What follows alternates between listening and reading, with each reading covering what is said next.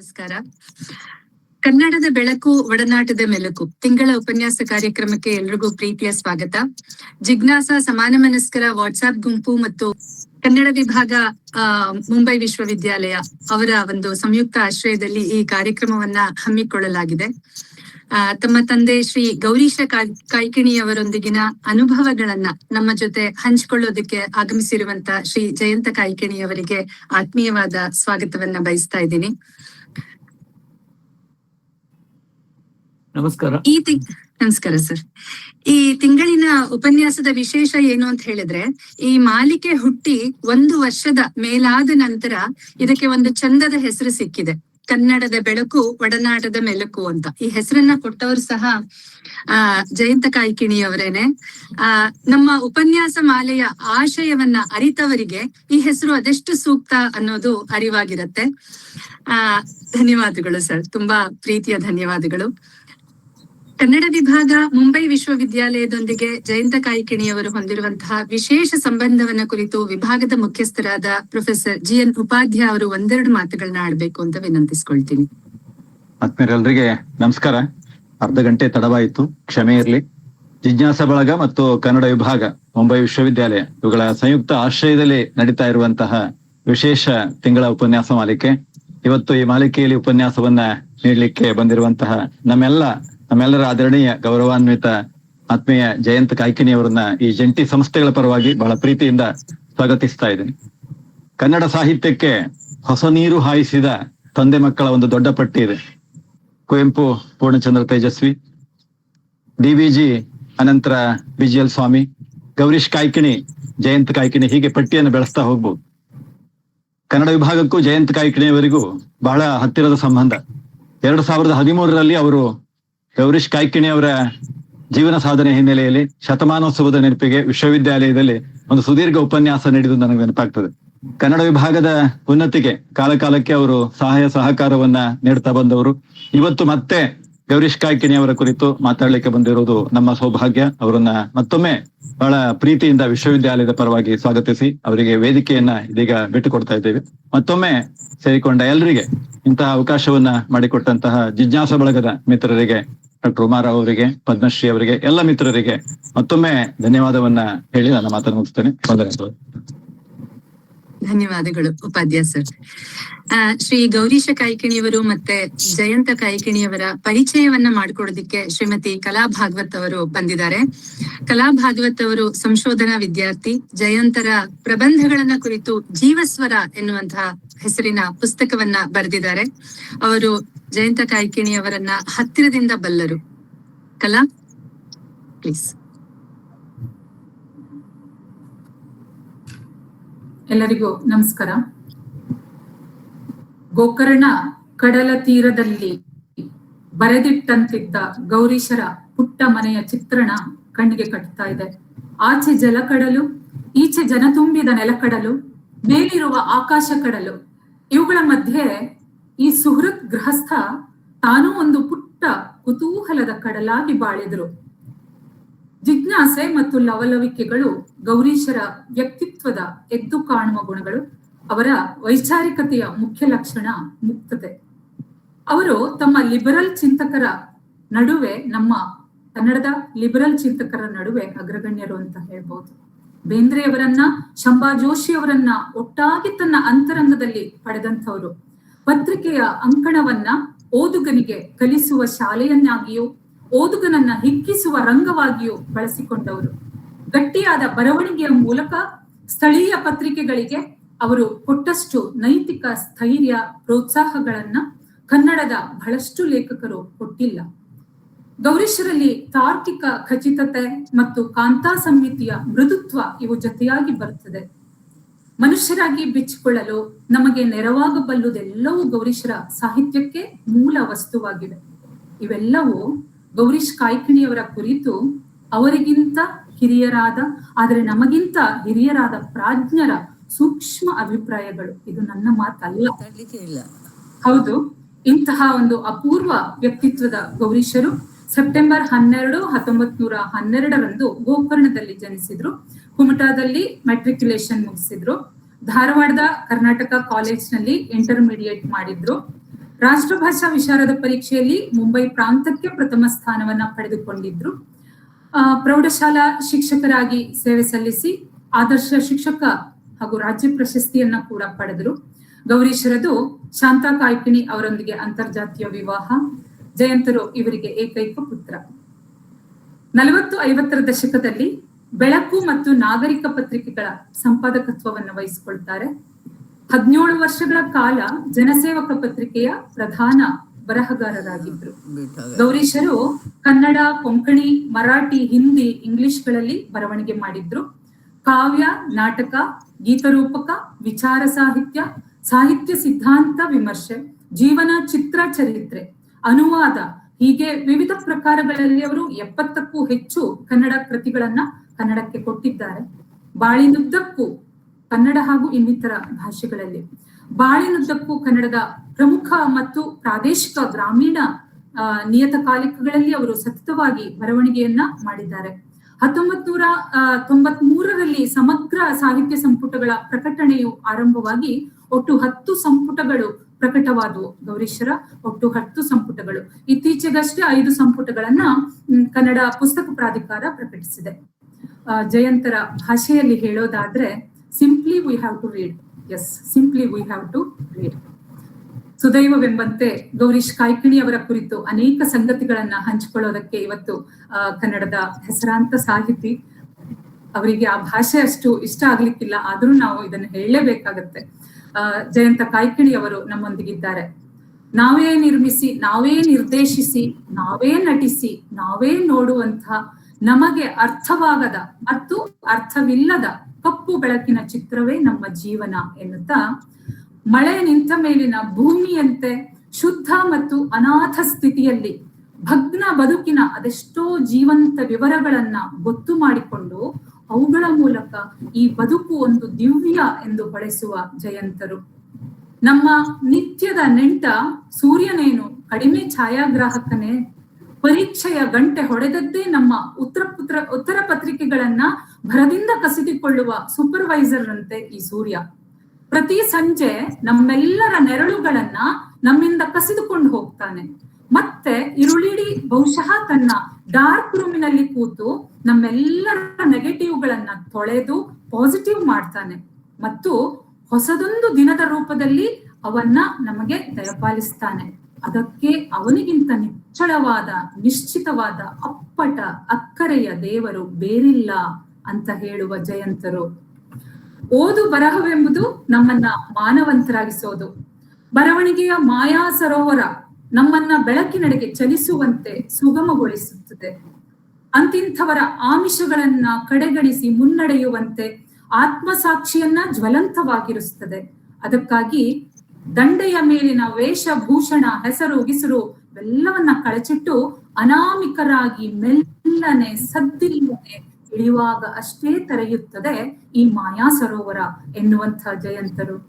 ಸಾಹಿತ್ಯವೆಂಬ ಮಾಯಾ ಸರೋವರದಲ್ಲಿ ಇಳಿದು ಅಪೂರ್ವ ಓದನ್ನ ಓದುಗರಿಗೆ ಕಲ್ಪಿಸಿಕೊಟ್ಟಿದ್ದಾರೆ. ಜಯಂತರು ಜನಿಸಿದ್ದು ಉತ್ತರ ಕನ್ನಡ ಜಿಲ್ಲೆಯ ಗೋಕರ್ಣದಲ್ಲಿ 1955 ಜನವರಿ 24ರಂದು. ಅವರ ಪ್ರಾಥಮಿಕ ಹಾಗೂ ಪ್ರೌಢ ಶಿಕ್ಷಣ ಗೋಕರ್ಣದಲ್ಲಿ, ವಿಜ್ಞಾನದಲ್ಲಿ ಅವರ ಪದವಿ ಕೂಡ ಕುಮಟಾ ಕಾಲೇಜಿನಲ್ಲಿ. ಧಾರವಾಡದ ಕರ್ನಾಟಕ ವಿಶ್ವವಿದ್ಯಾಲಯದಲ್ಲಿ ಜೀವ ರಸಾಯನಶಾಸ್ತ್ರದಲ್ಲಿ ಅವರು ಸ್ನಾತಕೋತ್ತರ ಪದವಿಯನ್ನ ಪಡೆತಾರೆ. ಮುಂಬೈಯಲ್ಲಿ 23 ವರ್ಷಗಳ ಕಾಲ ತಮ್ಮ ವೃತ್ತಿ ಜೀವನವನ್ನ ಕಳೆದ ಜಯಂತರು ಪ್ರಸ್ತುತ ಬೆಂಗಳೂರಿನಲ್ಲಿ ವಾಸವಾಗಿದ್ದು ಕನ್ನಡ ವಾಂಗ್ಮಯ ಲೋಕದಲ್ಲಿ ಕೃಷಿಯನ್ನ ಮುಂದುವರಿಸಿದ್ದಾರೆ. ಪತ್ನಿ ಸ್ಮಿತಾ, ಮಕ್ಕಳಾದ ಸೃಜನಾ ಹಾಗೂ ಸಾತ್ವಿಕ್ ಅವರು ಅವರ ಕೌಟುಂಬಿಕ ಜೀವನದ ಜೀವಸೆಲೆಗಳು. ಕವನ, ಕಥೆ, ಅಂಕಣ ಬರಹ, ನಾಟಕ, ಅನುವಾದ ಕೃತಿ ಹೀಗೆ ಜಯಂತರ ಒಟ್ಟು 23 ಕೃತಿಗಳು ಈಗಾಗಲೇ ಪ್ರಕಟವಾಗಿವೆ. ಸಿನಿಮಾ, ಸಂಭಾಷಣೆ, ಚಲನಚಿತ್ರ ಗೀತ ರಚನೆಗಳ ಮೂಲಕ ಗಡಿಗಳನ್ನು ಮೀರಿ ಅಪಾರ ಅಭಿಮಾನಿಗಳ ಹೃದಯಕ್ಕೆ ಲಗ್ಗೆ ಇಟ್ಟಿರುವಂತದ್ದು ಜಯಂತರ ಅನನ್ಯತೆ. ಇನ್ನು ಜಯಂತರಿಗೆ ಸಿಕ್ಕ ಒಳನಾಡು, ಹೊರನಾಡು, ರಾಷ್ಟ್ರೀಯ, ಅಂತಾರಾಷ್ಟ್ರೀಯ ಪ್ರಶಸ್ತಿಗಳು, ಪ್ರತಿಷ್ಠಿತ ಪ್ರಶಸ್ತಿಗಳು ಕನ್ನಡಕ್ಕೆ, ಕನ್ನಡ ಸಾಹಿತ್ಯಕ್ಕೆ ಮೂಡಿದ ಗರಿಗಳು ಎಂಬ ಹೆಮ್ಮೆ ನಮಗೆ. ಉತ್ಪ್ರೇಕ್ಷೆ ಅನ್ನೋದು ಹದವಿಲ್ಲದಿದ್ದಾಗ ಹುಸಿಯಾಗುತ್ತದೆ, ಔಚಿತ್ಯ ಮೀರಿದಾಗ ಅದು ಅಶ್ಲೀಲವಾಗ್ತದೆ. ಇದು ಅವರದೇ ಮಾತು. ಯಾವ ಉತ್ಪ್ರೇಕ್ಷೆಯನ್ನ ಮಾಡದೆ ಹದವಾಗಿ ಹಿತವಾಗಿ ಪ್ರಾಜ್ಞರ ಹಾಗೂ ಜಯಂತರ ಸಾಲುಗಳ ಮೂಲಕವೇ ಗೌರೀಶ್ ಕಾಯ್ಕಿಣಿಯವರನ್ನ ಹಾಗೂ ನಮ್ಮೆಲ್ಲರ ಆಪ್ತ ಜಯಂತರನ್ನ ಪರಿಚಯಿಸ್ಲಿಕ್ಕೆ ಅವಕಾಶ ಆಗಿದೆ. ಧನ್ಯ ಭಾವ ಮೂಡಿದೆ. ವಂದನೆಗಳು. ಧನ್ಯವಾದಗಳು ಕಲಾ ಅವರಿಗೆ. ಈಗ ನಾವೆಲ್ಲರೂ ಕಾಯ್ತಾ ಇರುವಂತಹ ಜಯಂತರ ಮಾತುಗಳು ಸರ್ ಆರಂಭಿಸ್ಬೇಕು ಅಂತ ಕೇಳ್ಕೊಳ್ತೀನಿ. ನಮಸ್ಕಾರ. ಆಮೇಲೆ ಮೊದಲಿಗೆ ಜಿಜ್ಞಾಸಾ ಬಳಗಕ್ಕೆ ನನ್ನ ಧನ್ಯವಾದಗಳು.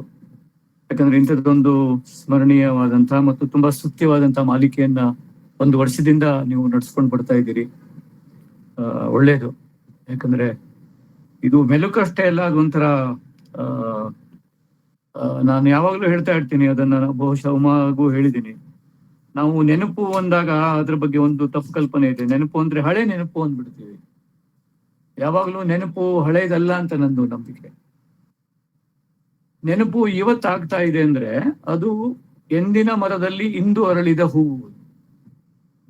ಮರ ಹಳೆ ಮರ ಅದು, ಅಥವಾ ಗಿಡ ಅದು ಒಂದು ವರ್ಷದ ಹಿಂದಿನ ಗಿಡ ಇರ್ಬೋದು.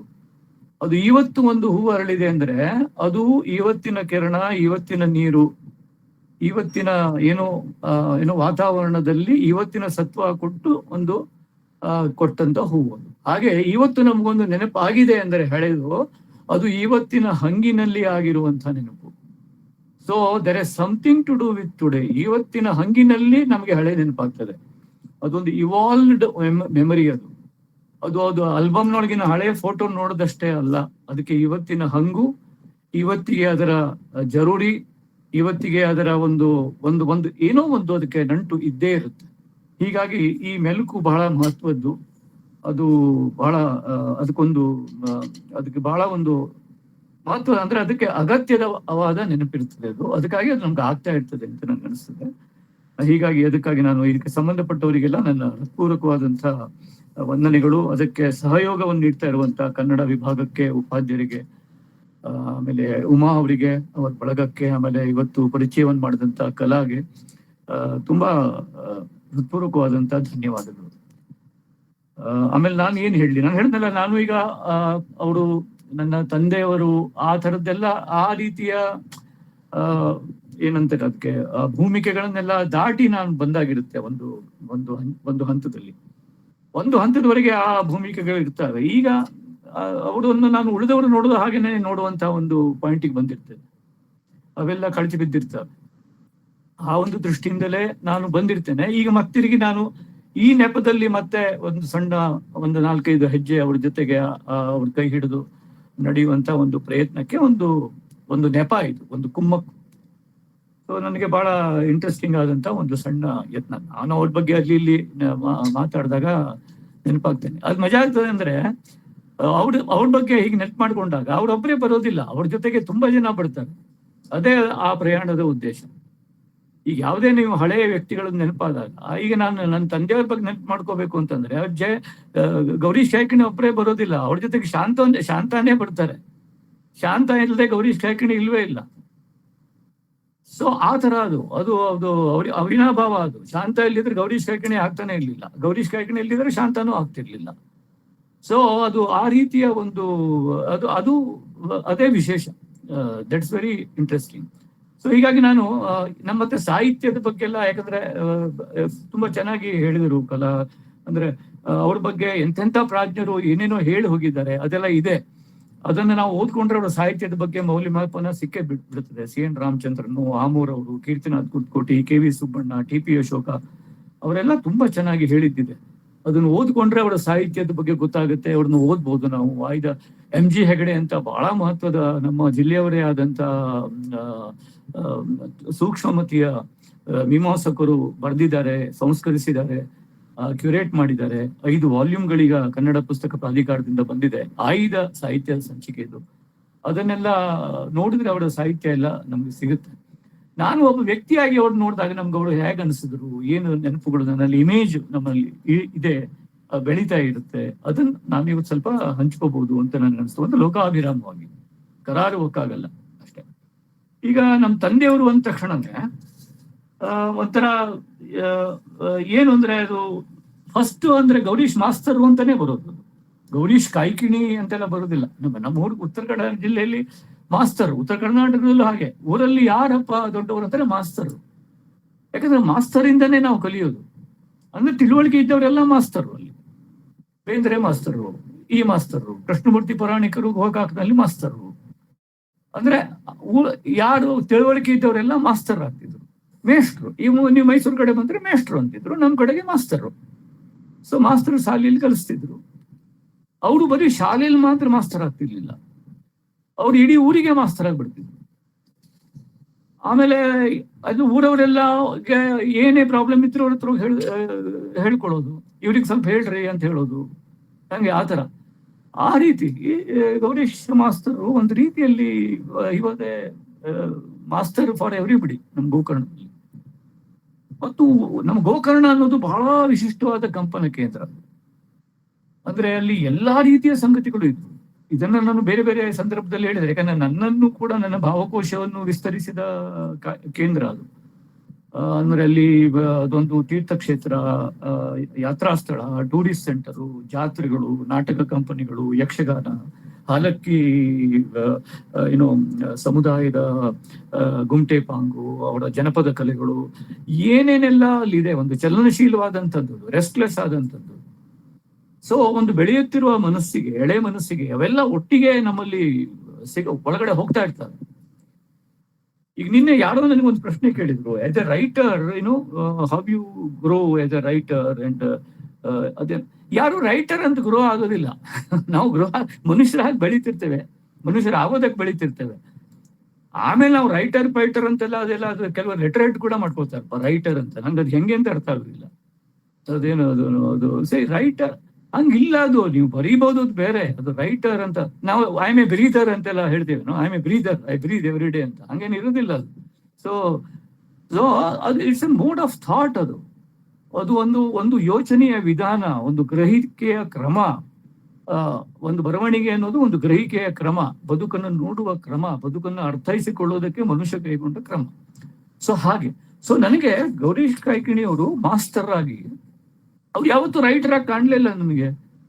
ಅವರೊಬ್ಬ ಮಾಸ್ಟರ್ ಆಗಿ, ಹೀಗೆ ಉಳಿದವರಾಗಿ ಒಬ್ಬ ಮಾಸ್ಟರಪ್ಪ ಅವರು ದೊಡ್ಡ ರೈಟರ್ ಅವರು. ಒನ್ ಥಿಂಗ್ ವಿಚ್ ನನ್ನ ತಲೆಯಲ್ಲಿ ಇದ್ದಿದ್ದು ಒಂದು ಅವರ ಇಮೇಜ್ ಅಂದ್ರೆ, ಅವರು ಒಂದು ಕ್ಷಣನೂ ವೇಸ್ಟ್ ಮಾಡಿದ್ದು ನೋಡ್ಲಿಲ್ಲ ನಾನು. ಒಂದು ನಿಮಿಷನೂ ಅವರು ವೇಸ್ಟೇ ಮಾಡ್ಲಿಲ್ಲ. ಅವ್ರು ಐದರ್ ಓದ್ತಿದ್ರು, ಅಥವಾ ಅವರು ಬರೀತಿದ್ರು, ಅಥವಾ ಯಾರ ಜೊತೆಗಾದ್ರೂ ಅವರು ಏನೋ ಚರ್ಚೆಯಲ್ಲಿ ಇರ್ತಿದ್ರು, ಮಾತಾಡ್ತಿದ್ರು, ಯಾವಾದ್ರೂ ಜನಗಳ ಮಧ್ಯೆ ಇರ್ತಿದ್ರು, ಮತ್ತೆ ಯಾವಾಗ್ಲೂ ಗುಣಗುಣಿಸ್ತಿರ್ತಿದ್ರು. ಅವ್ರಿಗೆ ಸಂಗೀತದಲ್ಲಿ ಬಹಳ ಪ್ರೀತಿ. ಅವ್ರು ಯಾವಾಗ್ಲೂ ಹೇಳಿದ್ರು, ಗೊಣಗುವುದಕ್ಕಿಂತ ಗುನುಗುವುದು ಮೇಲು ಅಂತ. ಅಂದ್ರೆ ಗುನುಗುತ್ತಾ ಇದ್ರೆ ನಿಮ್ಮ ಮನಸ್ಸಲ್ಲಿ ಒಂದು ಒಂದು ಒಂದು ರಾಗ ಇರುತ್ತೆ, ಒಂದು ಧಾಟಿ ಇರುತ್ತೆ, ಒಂದು ಚಾಲ್ ಇರುತ್ತೆ. ಅದ್ರ ಮನಸ್ಸಲ್ಲಿ ಯಾವುದಕ್ಕೂ ಬೇರೆ ಸಲ್ಲದ ನೆಗೆಟಿವ್ ಆದಂತ ಯಾವುದಕ್ಕೂ ಅಲ್ಲಿ ಜಾಗ ಇರೋದಿಲ್ಲ. ಫಸ್ಟ್ ಆಫ್ ಆಲ್ ನಿಮ್ಮ ಅಹಂಕಾರಕ್ಕೆ ಜಾಗ ಇರೋದಿಲ್ಲ ಅಲ್ಲಿ, ನೀವು ಗುನುಗ್ತಾ ಇದ್ರೆ. So he was always occupied with ಒಂದು ಯಾವುದೋ ಒಂದು ಚಿಂತನೆ ನಡೀತಾ ಇರ್ತಿತ್ತು, ಅಥವಾ ಈಗ ಒಂದು ರಾಗ ಇರ್ತಿತ್ತು ತುಂಬಾ ಅವರಿಗೆ. ಮತ್ತು MG ಹೆಗಡೆ ಹೇಳುವಂತೆ ಸ್ವಾಧ್ಯಾಯಿ ಆತ. ಯಾರತ್ರ ಹೋಗಿ ಅವರು ತಾತ್ವಿಕತೆ, ಆ ಸಣ್ಣ ಊರಲ್ಲಿ ಕೂತ್ಕೊಂಡು ಅವರು ಆ ಕಾಲದಲ್ಲಿ 1950s, 1955, 1960s ಅಲ್ಲಿ ಮಿಂಚಿನ ಬಳ್ಳಿ ಗ್ರಂಥದಿಂದ ಅವರು ಬರೆದಿದ್ದಾರೆ. ಎಲ್ಲಾ ತತ್ವಶಾಸ್ತ್ರಗಳ ಬಗ್ಗೆ, ಎಲ್ಲ ಸೈಂಟಿಸ್ಟ್ಗಳ ಬಗ್ಗೆ, ಎಲ್ಲ ಮೊಜಾರ್ಟ್ ಅಂತ ಸಂಗೀತಕಾರನ ಬಗ್ಗೆ, ಥಾಮಸ್ ಎಡಿಸನ್ ಬಗ್ಗೆ, ಕಾರ್ಲ್ ಮಾರ್ಕ್ಸ್ ಬಗ್ಗೆ, ಇತಿಹಾಸ ಎಲ್ಲೆಲ್ಲಿಂದ ಪುಸ್ತಕ ಸಂಗ್ರಹ ಮಾಡಿ ಅವರು ಆ ಕಾಲದಲ್ಲಿ ಯಾಕೆ ಬರಿಬೇಕಿತ್ತು ಅವರು?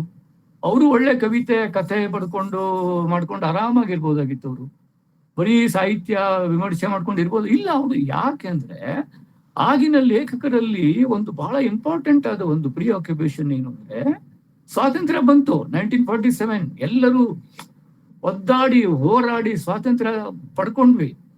ಆದ್ರೆ ಬಂದ ಸ್ವಾತಂತ್ರ್ಯಕ್ಕೆ ಆಗಬೇಕಲ್ಲ ನಾವು. ದೇಶದಲ್ಲಿ ದಾರಿದ್ರ್ಯ, ದೇಶದಲ್ಲಿ ಪ್ರಬಲವಾದಂತ ಒಂದು ಶಿಕ್ಷಣನೇ ಇಲ್ಲ. ಸೊ ಜನಕ್ಕೆ ಶಿಕ್ಷಣ ಆಗ್ಬೇಕು. ಶಿಕ್ಷಣ ಅಂದ್ರೆ ಬರೀ ಶಾಲೆಗೆ ಹೋಗಿ ಸಿಗುವಂತ ಶಿಕ್ಷಣ ಅಲ್ಲ, ಥಿಂಕಿಂಗ್, ಮನಸ್ಸಿಗೆ ಶಿಕ್ಷಣ ಬೇಕು, ಸಾಮಾಜಿಕ ಶಿಕ್ಷಣ ಬೇಕು. ಅದಕ್ಕೆ ಜನರನ್ನು ತಯಾರು ಮಾಡಬೇಕು, ಜನರನ್ನ ಸ್ವಲ್ಪ ಅವರಿಗೆ ಥಿಂಕಿಂಗಿಗೆ ಹಚ್ಚಬೇಕು. ಸೊ ಅದಕ್ಕಾಗಿ ಇವ್ರು ಏನು ಅವ್ರು ಬರೆದ್ರು, ಅವ್ರ ಬರವಣಿಗೆ ನೋಡಿದ್ರೆ ಅವ್ರು ಎಲ್ಲಾ ಪತ್ರಿಕೆಗಳಿಗೂ ಬರೀತಿದ್ರು. ಅಂದ್ರೆ ಶಾಲೆಗೆ ಹೋಗಿ ಕಲಿಸೋದು ಬಂದು ಶಿಕ್ಷಣ ಆಯ್ತು ಅವರು ಮಾಸ್ತರ್ ಆಗಿ. ಆದ್ರೆ ಶಾಲೆಗೆ ಹೋಗದೆ ಶಿಕ್ಷಣ ಮಾಡೋದು ಹೇಗೆ? ಎಲ್ಲಾ ಜಿಲ್ಲೆಯ ಪತ್ರಿಕೆಗಳಿಗೆ ಬರೆಯೋದು. ಅದು ಚುನಾವಣೆ ಇರ್ಬೋದು, ಸಿಸಿ ಸಮಾಚಾರ ಇರ್ಬೋದು, ಮತ್ತೆ ಯಾವುದು ಇರ್ಬೋದು. ಎಷ್ಟು ಪತ್ರಿಕೆಗಳಿಗೆ ಅವಾಗ ಜಿಲ್ಲೆಯಲ್ಲಿ ಸಿಕ್ಕಾಪಟ್ಟೆ ವಾರ ಪತ್ರಿಕೆಗಳಿದ್ವು. ಯಾರೇ ಕೇಳಿದ್ರು ಬರೆಯೋದು. ಯಾವಾಗ ನೋಡಿದ್ರು ಇವರು ಬರೀತಾ ಇರ್ತಿದ್ರು. ಬೆಳಿಗ್ಗೆ ಎದ್ದು ಪೋಸ್ಟ್ ಆಫೀಸ್ ಇಲ್ಲ, ಆ ಡ್ರೈವರ್ ಕೈಲಿ ಕೊಡೋದು. ಬಸ್ ಸ್ಟ್ಯಾಂಡಿಗೆ ಹೋಗೋದು, ಡ್ರೈವರ್ ಕೈಲಿ ಕೊಡೋದು.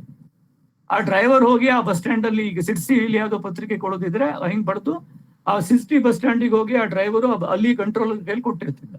ಆ ಸಂಪಾದಕರು ಅಲ್ಲಿಂದ ಹೋಗಿ ಆ ಬಸ್ ಸ್ಟ್ಯಾಂಡಿನ ಕಂಟ್ರೋಲರ್ ಹತ್ರ ಅದನ್ನು ತಗೊಂಡೋಗಿ ಆ ತರ ಸಿರ್ಸಿ ಸಮಾಚಾರ ಇತ್ತು, ಮುನ್ನಡೆ ಇತ್ತು, ಸಿದ್ದಾಪುರದಲ್ಲಿ ಮುನ್ನಡೆ ಬರ್ತಾ ಅಂದ್ರೆ.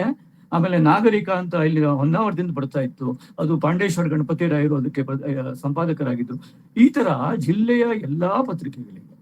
ಆಮೇಲೆ ಆಗ ಜನಸೇವಕ ಅನ್ನುವಂತ ಪತ್ರಿಕೆಯನ್ನ ದಿನಕರ್ ದೇಸಾಯಿ ಅವರು ಶುರು ಮಾಡಿದ್ರು. ಅವರು ಕೂಡ ಹಾಗೆ ಬೊಂಬಾಯಲ್ಲಿ ಇದ್ದುಕೊಂಡು ಅವರು 18 ವರ್ಷ ನಡೆಸಿದ್ರು.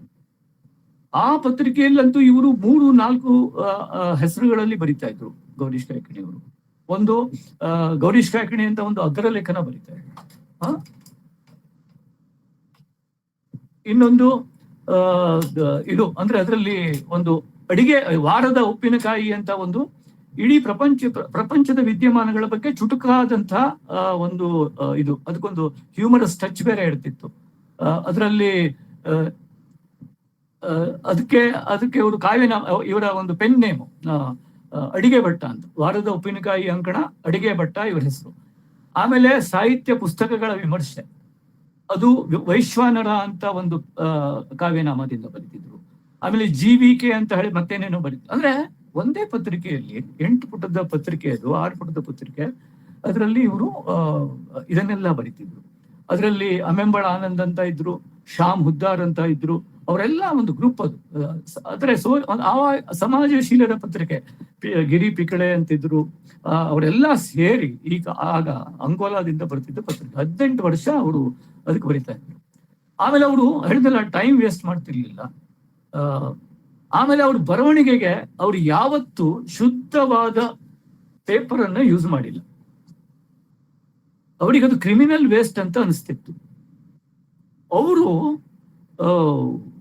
ಯಾವಾಗ್ಲೂ ಈ ಕ್ಯಾಲೆಂಡರ್ ಬರ್ತಿತ್ತಲ್ಲ, ಕ್ಯಾಲೆಂಡರ್ ಕೆಳಗಡೆಗೆ ಆ ಡೇಟ್ಸ್ ಹಾಳೆ ಇರ್ತಿತ್ತಲ್ಲ, ಆ ತಿಂಗಳಾದ ಕೂಡಲೇ ಅದನ್ನ ಹರಿದಿಟ್ಕೊಡ್ತಿದ್ರು.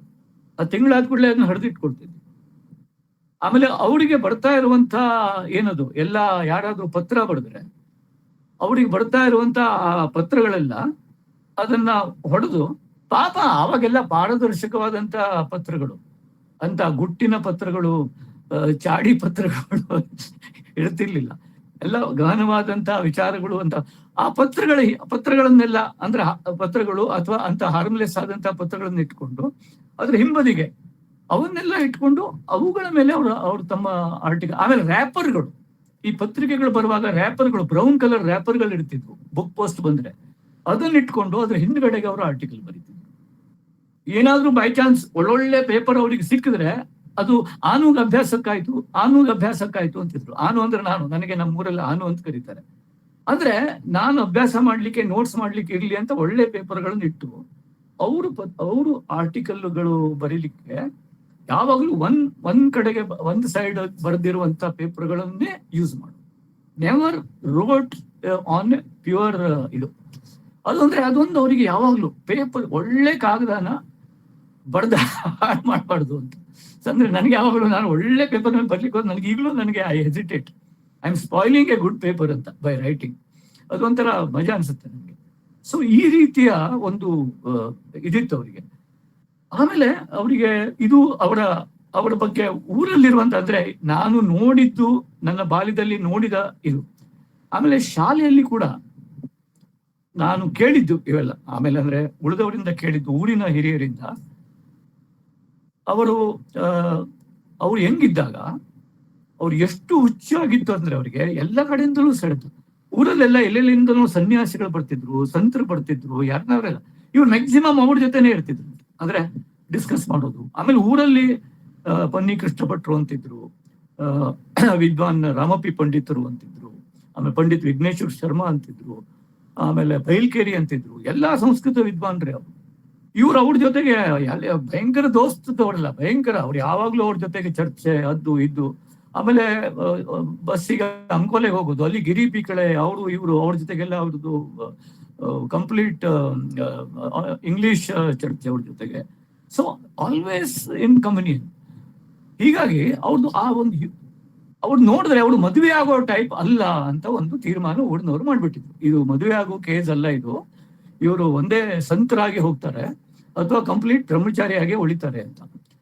ಸೊ ಈ ವೇಳೆಯಲ್ಲಿ ಅವರಿಗೆ ಈ ಸ್ಕೂಲಲ್ಲಿ ಟೀಚರ್ ಆಗಿದ್ರಲ್ಲ, ಅವ್ರು ಬಂಕಿ ಕೊಡ್ಲಿಕ್ಕೆ ಟೀಚರ್ ಆಗಿ ಹೋಗ್ತಿದ್ರು ಆ ಕಾಲದಲ್ಲಿ. ಅವ್ರು ಹೆಂಗಿದ್ದಾಗ ಬಂಕಿಕೋಡ್ಲು ಅಂದ್ರೆ ನಮ್ಮ ಊರಿಂದ 5 ಕಿಲೋಮೀಟರ್ ದೂರ. ಆ ಬಂಕಿಕೋಡ್ಲಲ್ಲಿ ಟೀಚರ್ ಆಗಿದ್ದಾಗ ಅವರ ಸ್ಟೂಡೆಂಟ್ಸ್ ಯಾರ್ಯಾರು ನಿಮ್ಗೆ ಕುತೂಹಲ ಆಗ್ಬೋದು. ಅರವಿಂದ ನಾಡ್ಕರ್ಣಿ, ಯಶವಂತ್ ಚಿತ್ತಾಳ್ರು, ಗಂಗಾಧರ್ ಚಿತ್ತಾಳ್ರು, ಸುಂದರ್ ನಾಡ್ಕರ್ಣಿ, ಇವರೆಲ್ಲ ಅವ್ರ ಸ್ಟೂಡೆಂಟ್ಸ್ ಅಲ್ಲಿ. ಅವರೆಲ್ಲ ಅಲ್ಲಿ ಸ್ಟೂಡೆಂಟ್ಸ್, ಇವರೆಲ್ಲ ಹೋಗ್ತಿದ್ರು. ಮತ್ತೆ ಇವರಿಗೆ ಓದುವ ಹುಚ್ಚು ಎಷ್ಟು ಅಂತಂದ್ರೆ, ಒಂದ್ ನಿಮಿಷ, ಇವರಿಗೆಲ್ಲ ಓದುವ ಹುಚ್ಚು ಎಷ್ಟು ಅಂತಂದ್ರೆ ಅವ್ರು ಇನ್ನೂ ಕೂಡ ಅಲ್ಲಿ ಈಗ ಅಷ್ಟು ಜನ ಇಲ್ಲ, ಅವ್ರನ್ನ ನೋಡಿದವರೆಲ್ಲ ಅವ್ರು ಓದ್ಕೊಂಡೇ ನಡೆಯುವ ಮಾಸ್ತರು ಅಂತಾನೆ ನೆನಪು ಮಾಡ್ಕೋತಾರೆ. ಗೋಕರ್ಣದಿಂದ ಬಂಕಿಕೋಡ್ಲಿಗೆ ಹೋಗುವಾಗ ಇವರು ಕೈಯಲ್ಲಿ ಪುಸ್ತಕಗಳು ಓದ್ಕೊಂಡೇ ನಡ್ಕೊಂಡು ಹೋಗ್ತಿದ್ರಂತೆ. ಒಳ್ಳೆ ದಂತಕಥೆ ತರ ಅನಿಸ್ತತೆ ನಮ್ಗದು. ಅದು ಹೌದು. ಆದ್ರೆ ನಾನು ನೋಡಿದೀನಿ, ಅವ್ರು ಓದ್ಕೊಂಡೆ ಅಂದ್ರೆ ಅವ್ರಿಗೆ ಎಲ್ಲೂ ಟೈಮ್ ವೇಸ್ಟ್ ಮಾಡೋದಿಲ್ಲ, ಓದ್ಕೊಂಡೇ ಹೋಗ್ತಿದ್ರು. ಅದಕ್ಕೆ MN ಪ್ರಭು ಅಂತ ಒಬ್ಬರಿದ್ದಾರೆ, ಅವ್ರ ಫೇವ್ರೇಟ್ ಸ್ಟೂಡೆಂಟ್. ಆಮೇಲೆ ಅವ್ರು ಇಂಗ್ಲಿಷ್ ಪ್ರೊಫೆಸರ್ ಆಗಿದ್ರು ಕಾರವಾರದಲ್ಲಿ. ಅವ್ರು ಹೇಳ್ತಿದ್ರು, ಅವ್ರು ಇವ್ರ ಜೊತೆಗೆ ಹೋಗ್ತಿದ್ರಂತೆ, ಅಷ್ಟು ಮಾತಾಡ್ಲಿಕ್ಕೆ ಸಿಗುತ್ತೆ ಇವ್ರ ಜೊತೆಗೆ ಹರಟೆ. ಅವ್ರಿಗೆ ಅದು ಡಿಸ್ಟರ್ಬ್ ಆಗ್ತಿತ್ತಂತೆ ಇವ್ರು ಮಾತಾಡಿದ್ರೆ. ಅವರು ಅಂದ್ರೆ ಹಿಂಟ್ ಕೊಡ್ತಿದ್ರಂತೆ, ನೀನ್ ಬಡಬೇಡ ಜೊತೆಗೆ ಅನ್ನೋ ತರ. ಆದ್ರೂ ಇವ್ರು ಅವ್ರ ಜೊತೆಗೆ ಹೋಗ್ತಿದ್ರಂತೆ. ಆಮೇಲೆ ಅವರು ನಾಯಿಗಳು ಬಹಳ, ಆ ರೋಡಲ್ಲಿ ನಾಯಿಗಳು ಬಹಳ, ಗೋಕರ್ಣ ಬಂಕಿಕೋಡ್ಲು ದಾರಿಯಲ್ಲಿ ನಾಯಿಗಳು ಬಹಳ. ನಾಯಿಗಳು ಬಂದು ಕಾಲಿಗೆ ಇವ್ರು ಪಜಾಮ ಹಾಕೊಡ್ತಿದ್ರು, ಆಗೆಲ್ಲ ಲೂಸ್ ಪಜಾಮ. ಆ ನಾಯಿಗಳು ಬಂದು ತ್ರಾಸ್ ಕೊಟ್ಟರು ಕೂಡ ಇವರು ಆ ನಾಯಿಗಳಿಗೆ ಹಚ ಮಾಡುವಾಗ ಕೂಡ ಯಾವ ಪೇಜಲ್ಲಿ ಓದ್ತಿದ್ರು ಆ ಪೇಜಲ್ಲಿ ಸರಿಯಾಗಿ ಬೆರಳಿಟ್ಟುಕೊಂಡು ಹಚ ಮಾಡ್ತಿದ್ರಂತೆ. ಅಂದ್ರೆ ನಾವಾದ್ರೆ ಹೆದರಿ ಹಚ ಮಾಡ್ತಿದ್ವಿ, ಅಂದ್ರೆ ಅವ್ರಿಗೆ ಆ ಪೇಜ್ ತಪ್ಪು ಹೋಗ್ಬಾರ್ದು ಅಂತ. ಅಷ್ಟು ಮಟ್ಟಿಗೆ ಅವರು ಓದಿನಲ್ಲಿ ನಿರತರಾಗಿರ್ತಿದ್ರು ಅಂತ. ಆಗ ನಮ್ಮ ಶಾಂತಾ ಅವರ ಪ್ರವೇಶ ಆಗ್ತದೆ. ಅದು ನಾನು ಇಲ್ಲೇ ಶಾಂತಾರವರ ಬಗ್ಗೆ ಮಾತಾಡ್ಬಿಡ್ತೇನೆ. ಒಂದು ಶಾಂತಾ ಸಂಹಿತದ ಆರಂಭ, ಶಾಂತಾ ಪರ್ವ ಇಲ್ಲೇ ಶುರು ಆಗುತ್ತೆ. ಶಾಂತ ಅಂದ್ರೆ ನಮ್ಮ ತಾಯಿ. ಅವರ ಹೆಸರು ದೀನಾ. ಆಗ ದೀನಾ ಅವಳ ಮೊದಲನೇ ಹೆಸರು ದೀನಾ. ಆ ದೀನಾ ಬಗ್ಗೆನೂ ನಮ್ಮ ತಂದೆ ಅವಳದ್ದು ಜೋಕ್ ಇದೆ. ಅವಳದ್ದು ಸ್ವಲ್ಪ ಸೆನ್ಸ್ ಆಫ್ ಹ್ಯೂಮರ್ ಬಹಳ ಒಳ್ಳೇದು. ಕೊಂಕಣಿಯಲ್ಲಿ ದೀನಾ ಅಂದ್ರೆ ಏನು ಕೊಡೋದಿಲ್ಲ ಅಂತ, ದೀನಾ ಅಂದ್ರೆ ಕೊಡೋದಿಲ್ಲ ಅಂತ. ನಮ್ಮ ತಾಯಿಯವ್ರದ್ದು ಸ್ವಲ್ಪ ಕಂಜೂಷ್ ನೇಚರ್ ಅಂತ ಬಹಳ ಫೇಮಸ್. ಹೀಗಾಗಿ ದೀನಾ ಹೆಸರು ಬಂದಿದೆ ಅವಳಿಗೆ, ಯಾವುದು ಏನು ಕೊಡೋದಿಲ್ಲ ಅವಳು ಅಂತ ಹೇಳಿ ಅವರು ಜೋಕ್ ಮಾಡ್ತಿದ್ರು ನಮ್ಮ ತಂದೆಯವರು. ಅದು ಬೇರೆ. ನಮ್ಮ ತಾಯಿ ಸ್ವಲ್ಪ ಶಿ ಈಸ್ ವೆರಿ ಏನಂತಾರದಕ್ಕೆ ವೆರಿ ಧಾಡ್ಸಿ ಮತ್ತು ವೆರಿ ಏನಂತಾರದಕ್ಕೆ ಕಾಲಕ್ಕೆ ತುಂಬಾ ಸಾಹಸಿ ಸ್ವಭಾವದ ಹುಡುಗಿ. ಆ ಕಾಲಕ್ಕೆ ಅವಳು ತದಡಿಯಿಂದ ಬರ್ತಿದ್ಲು. ಅವಳು ಆ ಕಾಲಕ್ಕೆ ಸೈಕಲ್ ಹೊಡ್ಕೊಂಡು ಬರ್ತಿದ್ಲು. ಅದು 1950 1945 ಅದು ದೊಡ್ಡ ವಿಷಯ. ಅದು ಒಂದು ಹುಡುಗಿ ಸೈಕಲ್ ಹೊಡೆಯೋದು ನಮ್ಮ ಊರ್ ಕಡೆಯಲ್ಲಿ ದೊಡ್ಡ ವಿಷಯ. ಸೊ ಆಗ ಅವಳು ಊರಲ್ಲೆಲ್ಲ ಅವಳಿಗೆ ಸೈಕಲ್ ವಾಲಿ ಅಂತ ಕರಿತಿದ್ಲಂತೆ. ಬಹುಶಃ ಅಂತ ಎಲಿಮೆಂಟ್ ನಿಂದನೇ ನಮ್ಮ ತಂದೆಯವರಿಗೆ ಅವರು ಆಕರ್ಷಿತರಾಗಿರ್ಬೋದು ಅನ್ಸುತ್ತೆ. ಯಾಕಂದ್ರೆ ಅವಳು ಈ was very liberal and very liberal humanist ಅವರು. ಸೊ ಅವಳು ಇವ್ರ ಹತ್ರ ಮ್ಯೂಸಿಕ್ ಕಲೀಲಿಕ್ಕೆ ಬರ್ತಿದ್ಲಂತೆ. ನಮ್ಮ ತಂದೆಯವರಿಗೆ ಮ್ಯೂಸಿಕಲ್ ಬಹಳ ಇಷ್ಟ. ಅಂದ್ರೆ ಹಿ ವಾಸ್ ಹೇಳಿದ್ರೆ ಸ್ವಾಧ್ಯಾಯ. ಅವರು ಎಲ್ಲಾ ರಾಗಗಳು ಅವರಿಗೆ ಪರಿಚಿತ, ಹಿಂದೂಸ್ತಾನಿ ರಾಗಗಳಲ್ಲಿ ಮತ್ತು ಎಲ್ಲಾ ಮರಾಠಿ ಹಾಡುಗಳು. ಅವರು ಏನೋ ಸಂಗೀತ ಆತ್ಮಲಿಂಗ ಅವರ ಸಮಗ್ರದಲ್ಲಿ ನಮ್ಮ MG ಹೆಗಡೆ ಅವರು ಎಲ್ಲೂ ಹುಡುಕ್ ತೆಗೆದಿದಾರೋ ಗೊತ್ತಿಲ್ಲ. ಸಂಗೀತ ಆತ್ಮಲಿಂಗ ಅಂತ ಹೇಳಿ ಒಂದು ಗೋಕರ್ಣದ ಅಂದ್ರೆ ಮಹಾತ್ಮೆ, ಗೋಕರ್ಣದಲ್ಲಿ ಆತ್ಮಲಿಂಗ ಪ್ರತಿಷ್ಠಾಪನೆ ಹೇಗಾಯ್ತು ಅಂತ ಅದರ ಬಗ್ಗೆ ಒಂದು ಸಂಗೀತ ನಾಟಕ ಆಗಿತ್ತು ಆ ಕಾಲದಲ್ಲಿ. ಅದಕ್ಕೆ 40 ಹಾಡು ಇವರು ಬರೆದಿದ್ದಾರೆ ಗೌರೀಶರು. ಆ ಹಾಡಿನ ಪದ್ಯಾವಲಿ ಸಿಕ್ಕಿದೆ. ಅಂದ್ರೆ ಸಿನಿಮಾ ಪದ್ಯಾವಲಿಗಳು ಹೇಗೆ ಪ್ರಿಂಟೆಡ್ ಬರ್ತಾವಲ್ಲ, ಹಾಗೆ ಗೌರೀಶ್ ಕಾಯ್ಕಿಣಿ ಅವರು ಬರೆದ ನಾಟಕದ ಪದ್ಯಾವಲಿ ಪ್ರಿಂಟೆಡ್. ಇಮ್ಯಾಜಿನ್ ಮಾಡಿ, ಒಂದು ನಾಟಕದ ಪದ್ಯಾವಲಿ ಕೂಡ ಪ್ರಿಂಟ್ ಆಗಿ ಹಂಚ್ತಿದ್ರು ಅಂದ್ರೆ ಆ ಕಾಲಕ್ಕೆ ನಾಟಕ, ಸಂಗೀತ ನಾಟಕ ಎಷ್ಟೊಂದು ಪ್ರಖ್ಯಾತವಾದಂತ ಒಂದು ಪ್ರಕಾರವಾಗಿದ್ದಿರಬಹುದು. ಅಂದ್ರೆ ಅದು ಮರಾಠಿ, ಅಂದ್ರೆ ಮಹಾರಾಷ್ಟ್ರದ ಪ್ರಭಾವ. ಅದು ಸಂಗೀತ ನಾಟಕಗಳು ಮರಾಠದಲ್ಲಿ ಸಂಗೀತ ಸೌರಭ, ಸಂಗೀತ ಮಾಲಾಪಮಾನ್, ಸಂಗೀತ ಅವೆಲ್ಲ ಇದಾವಲ್ಲ, ಆ ತರ ಇದು ಸಂಗೀತ ಇದಿತ್ತು, ಅಂದ್ರೆ ಆತ್ಮಲಿಂಗ ಅಂತ. ಮತ್ತೆ ಅದರಲ್ಲಿ ಎಲ್ಲಾ ಹಾಡುಗಳು ಕೂಡ ಅದಾಗಲೇ ಮರಾಠಿಯಲ್ಲಿ ಚಿರಪರಿಚಿತವಾದಂಥ ರಂಗಗೀತೆಗಳ ಕನ್ನಡ ಆವೃತ್ತಿ, ಅಂದ್ರೆ ಧಾಟಿಯಲ್ಲಿ ಅದನ್ನು ಬರೆದಿದ್ದಾರೆ. ಇದು ಮೂಲ, ಪರವಶತ ಪಾಶದೈವಿ, ಯಾವ ರಾಗ, ಧಾಟಿ ಯಾವುದು, ಅದಕ್ಕೆ ಕನ್ನಡದಲ್ಲಿ. ಅಂದ್ರೆ ಈ ಹುಡುಗ ಆಗ ಅವರಿಗೆ ಬಹುಶಃ I think he was 19 or 20, ಅವರು 19ನೇ ವಯಸ್ಸಿಗೆ ಅಥವಾ 20ನೇ ವಯಸ್ಸಿಗೆ ಬರೆದಿರೋದದು. ಮೂಲದಲ್ಲಿ ಯಾವ ನಾಟಕದ್ದು ಮರಾಠಿ, ಅದರದ ರಾಗ ಯಾವುದು ಮತ್ತು ಯಾವ ಧಾಟಿ ಅಂತ ಬರೆದು ಆ ಇಡೀ ಇದು ಇದೆ. ಅದು ಅವರ ಸಮಗ್ರದಲ್ಲಿ ಈ ಸಲ MJ ಹೆಗಡೆ ಸೇರಿಸಿದ್ದಾರೆ. ಅಂದ್ರೆ ಆ ಮೈಂಡ್ ಸೆಟ್ ಹೇಗಿತ್ತು ಆ ಕಾಲದ್ದು ಅಂತ. ಅಷ್ಟು ಹಿ ವಾಸ್ ಗುಡ್ ಇನ್ ಇದು ಕ್ಲಾಸಿಕಲ್ ಮ್ಯೂಸಿಕ್ ಮತ್ತು ಸೆನ್ಸ್ ಆಫ್ ಲಿರಿಕ್ ರೈಟಿಂಗು ಎಲ್ಲ ಇತ್ತು ಅವರಿಗೆ. ಸೊ ಅವರು ಇವರನ್ನ ಶಾಂತ ಅವರಿಗೆ ಮ್ಯೂಸಿಕ್ ಕ್ಲಾಸ್ ಕಲಿಸ್ತಿದ್ರು. ಸೊ ಮ್ಯೂಸಿಕ್ ಕಲಿಸ್ತಾ ಅದು ಏನ್ ಕಲಿಸಿದ್ರೋ ಗೊತ್ತಿಲ್ಲ ಅಂತೂ ಅವರು ಆಮೇಲೆ ಅವರಿಗೆ ಅವರ ನಡುವೆ ಆಕರ್ಷಣೆ ಉಂಟಾಯ್ತು, ಪ್ರೀತಿ ಆಯ್ತು. ಆಮೇಲೆ ಆ ಕಾಲಕ್ಕೆ ಅವರ ಮ್ಯಾರೇಜ್ ಬಹಳ ಇಂಟ್ರೆಸ್ಟಿಂಗ್. ನನಗೆ ಬಹಳ ಆ ಡಿಟೇಲ್ಸ್ ನನಗೆ ಬಹಳ ಇಷ್ಟ ಆಗುತ್ತೆ, ಅದು ಬಹಳ ಇಂಪಾರ್ಟೆಂಟ್ ಅನ್ಸುತ್ತೆ. 1953 ಮದುವೆ ಆಯ್ತು ಅವ್ರದ್ದು. ಅದು ಬಹಳ ಸಿಂಪ್ಲೆಸ್ಟ್ ಮ್ಯಾರೇಜ್ ಅದು. ಅಂದ್ರೆ ಅದು ಒಂದು ರೀತಿ ಎರಡೂ ಕುಟುಂಬಗಳು ಒಪ್ಪಿದ್ವು. ನಮ್ಮ ತಾಯಿಯ ತಂದೆ ಅವರು ತದಡಿಯಲ್ಲಿ ಪೋಸ್ಟ್ ಮಾಸ್ಟರ್ ಆಗಿದ್ರು. ಅವರು ಒಂಥರ ಅವ್ರು ಪೋಸ್ಟ್ ಮಾಸ್ಟರ್ ಆಗಿದ್ರು.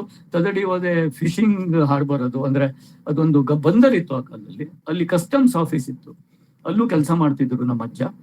ಸೊ ನಮ್ಮ ಅವರು ಒಪ್ಪಿಗೆ ಕೊಟ್ರು, ಇವರು ಆಯ್ತು. ಸಿಂಪಲ್ ಆಗಿ ಇವರು ರಿಜಿಸ್ಟರ್ ಮ್ಯಾರೇಜ್ ಮಾಡ್ಕೊಂಡ್ರು ಆ ಕಾಲದಲ್ಲಿ. ಅದು ಒಂದು ಹೊಸ್ತು ಆ ಕಾಲಕ್ಕೆ, ರಿಜಿಸ್ಟರ್ ಮ್ಯಾರೇಜ್. ಅದು ಎಲ್ಲಿ ಕಾರವಾರಕ್ಕೆ ಹೋಗಿ ರಿಜಿಸ್ಟರ್ ಮ್ಯಾರೇಜ್ ಮಾಡಿ ಅಲ್ಲಿ ಅದಕ್ಕೆ ಇದು ಸಾಕ್ಷಿ ಯಾರ್ಯಾರು ಅಂದ್ರೆ DV ಚಿತ್ತಾಲ್ ಅಂತ, ಈ ಗಂಗಾಧರ ಚಿತ್ತಾಲ್ರ ಅಣ್ಣ, ಅವರು ವಕೀಲರು. ಮತ್ತೆ ಯಾರು ಪಿಕಳೆ ಅವರೆಲ್ಲ ಸಮಾಜವಾದಿಗಳು ಆ ಕಾಲದವರು. ಆಮೇಲೆ ಅವರದ್ದು ಏನಂತಾರೆ, ಇದು ವೆಡ್ಡಿಂಗ್ ಲಂಚ್ ಅಂತಾರಲ್ಲ, ಒಂದು ಮದುವೆ ಊಟ ಯಾವುದು ಅಂದ್ರೆ ಕಾರವಾರ ಬಸ್ ಸ್ಟ್ಯಾಂಡಿನ ಕ್ಯಾಂಟೀನ್ ಅಲ್ಲಿ ಊಟ. ಅದು ಅವರ ಆ ಕಾಲದ ಭರ್ಜರಿ ಊಟ ಅಂತ. ಈ ನಮಗೆಲ್ಲ ಈ ಬಸ್ ಸ್ಟ್ಯಾಂಡ್ ಕ್ಯಾಂಟೀನ್ ಊಟ ಅಂದ್ರೆ ಬಹಳ ಅದ್ಭುತ ಅಂತ ಅನ್ಸೋದು. ಈವನ್ 70 ತನಕನೂ ಹಾಗೆ. ನಮ್ಗೆ ಎಲ್ಲ ಹುಬ್ಳಿಗೆಲ್ಲ ಹೋಗ್ಬೇಕಾದ್ರೆ ಯಲ್ಲಾಪುರ ಕ್ಯಾಂಟೀನ್ ಅಲ್ಲಿ ಊಟ ಮಾಡಿದ್ರು ಅಂದ್ರೆ ದೊಡ್ಡ ವಿಷಯ ಅದು. ಸಿರ್ಸಿಗೆ ಬಸ್ ಸ್ಟ್ಯಾಂಡ್ ಕ್ಯಾಂಟೀನ್ ಅಲ್ಲಿ ಊಟ ಮಾಡೋದು ಅಂದ್ರೆ ದೊಡ್ಡ ವಿಷಯ ಅದು. ಈಗ ಆತರ. ಸೊ ಈ ದೀಸ್ ಡೀಟೇಲ್ಸ್ ಬಹಳ ನನಗೆ ಈಗಲೂ ಬಹಳ ವೆನ್ ಯು ಲುಕ್ ಬ್ಯಾಕ್ ತುಂಬಾ ಖುಷಿ ಅನಿಸ್ತದೆ. ಸೊ ಈ ರೀತಿಯ ಒಂದು ಇದು. ಆಮೇಲೆ ಅವರ ಆ ಒಂದು ಚಾಳಿ ಇದೆಯಲ್ಲ, ಧಾಟಿಗೆ ಹಾಡು ಬರೆಯೋದು ಮತ್ತು ಆ ಒಂದು ಒಂದು ರೀತಿಯ ಅವ್ರದ್ದು ಒಂದು ಶಬ್ದ ಇದೆ. ಅದನ್ನ ಅವರು ಚಿಂತಾಮಣಿ ಕೊಡ್ಲೇಕರೆಗೆ ಮುನ್ನುಡಿ ಬರೆಯುವಾಗ ಯೂಸ್ ಮಾಡಿದ್ದಾರೆ, ಚಿಂತನಶೀಲ ತನ್ಮಯತೆ ಅಂತ. ನಮ್ಗೆ ಬಹಳ ಇಷ್ಟವಾದ ವರ್ಡ್ ಅದು. ನಾವು ಚಿಂತನಶೀಲತೆ, ತನ್ಮಯತೆ ಎರಡು ಬೇರೆ ಬೇರೆ ಇಟ್ಕೊಂಡೇನೋ ಮಾತಾಡ್ತಿರ್ತೀವಿ. ಬರೀ ತನ್ಮಯತೆ ಎಂದು ಪ್ರಯೋಜನ ಇಲ್ಲ, ಬರೀ ಚಿಂತನಶೀಲತೆ ಎಂದು ಪ್ರಯೋಜನ ಇಲ್ಲ.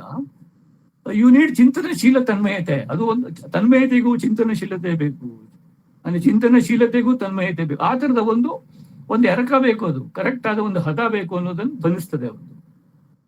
ಸೊ ಅದು ಯಾಕೆ ಅಂದ್ರೆ ನಾನು ಅವ್ರ ಸ್ಟೂಡೆಂಟ್ ಆದ್ಮೇಲೆ ಸ್ಕೂಲಲ್ಲಿ ಆವಾಗ ಅವ್ರು ಯಾವುದೇ ಇದು ಬಂದ್ರು ಕೂಡ, ಆನ್ಯುವಲ್ ಡೇ ಬರಲಿ ಇದು ಬರಲಿ, ಅವರೇ ನಾಟಕ ಬರೆಯೋದು. ನಾಟಕ ಆನ್ಯುವಲ್ ಡೇ ಇತ್ತು ಅಂದ್ರೆ ಅವರೇ ನಾಟಕ ಬರೆಯೋದು, ಅದಕ್ಕೆ ಹಾಡು ಕೂಡಿಸೋದು, ನಮ್ಮನ್ನೆಲ್ಲ ಕರೆಯೋದು, ಅವರೇ ಹಾಡು ಬರೆಯೋದು, ಅವರೇ ಟ್ಯೂನ್ ಮಾಡೋದು, ಅವರೇ ಹಾರ್ಮೋನಿಯಂ ನುಡಿಸೋದು. ಅದು ಬಹಳ ಮಜಾ ಅನಿಸ್ತಿತ್ತು ನನಗೆ ಈಗ ನೋಡಿದ್ರೆ. ಆಗ ನಂಗೆ ಇವರು ಹೊರಗಡೆಗೆ ಅವರು ಏನೋ ದೊಡ್ಡ ಲೇಖಕರು ಅದೇನು ಅನಿಸ್ತಾನೆ ಇರ್ಲಿಲ್ಲ. ಇವರು ಮಾಸ್ಟ್ರು, ನಾಟಕ ಬರೀತಿದ್ದಾರೆ, ಹಾಡು ಕೂಡಿಸ್ತಿದ್ದಾರೆ, ಮುಂದೆ ಹಾರ್ಮೋನಿಯಂ ಹಿಡ್ಕೊಂಡು ಕೂತ್ಕೊಳ್ತಿದ್ರು. ಸೊ ಮಜಾ ಅನಿಸ್ತಿತ್ತು ನನಗೆ. ಆಮೇಲೆ ಕಡೆಗೆ ಅವ್ರು ಏನಾದ್ರು ಅವರಿಗೆ ಬೇಸರ ಬಂದ್ರೆ, ಟ್ಯೂನ್ ಮಾಡೋದಕ್ಕೆಲ್ಲ ಟೈಮ್ ಇಲ್ದಿದ್ರೆ, ಅವ್ರು ಯಾರು ಹುಡುಗರಿದ್ದಾರೆ ಅವ್ರಿಗೆ ನಿಮ್ಗೆ ಯಾವ ಹಾಡು ಬರ್ತದೆ ಹೇಳು. ಆಮೇಲೆ ಆ ಟ್ಯೂನಿಗೆ ಅವ್ರು ಬರೀತಿದ್ರು. ಅಂದ್ರೆ ಆ ಟ್ಯೂನ್ ಹೇಳಿದ್ರೆ, ಆ ಟ್ಯೂನಿಗೆ ಅವನಿಗೆ ಯಾರಾದ್ರೂ ಹಿಂದಿ ಹಾಡು ಹೇಳಿದ್ರೆ ಆಯ್ತು ಆ ಟ್ಯೂನಿಗೆ ನಾನು ಬರಿತೀನಿ ಹೇಳಿ ಅದಕ್ಕೆ ಅವರು ಹಾಡು ಬರೀತಿದ್ರು. ಸೊ ಆ ಒಂದು ಸ್ಕಿಲ್ ಅವರಿಗೆ ತುಂಬಾ ಇತ್ತು. ಸೊ ಅದಕ್ಕಾಗಿ ನನಗೆ ಅವರು ಒಂದು ರೀತಿ ಲವ್ಡ್ ಲೈಫ್, ಅವರಿಗೆ ಬದುಕಿನ ಎಲ್ಲದರಲ್ಲೂ ಆಸಕ್ತಿ, ಫಸ್ಟ್ ಏನಿದ್ರು ಕಲಿಬೇಕು ಅಂತ ಆಸಕ್ತಿ.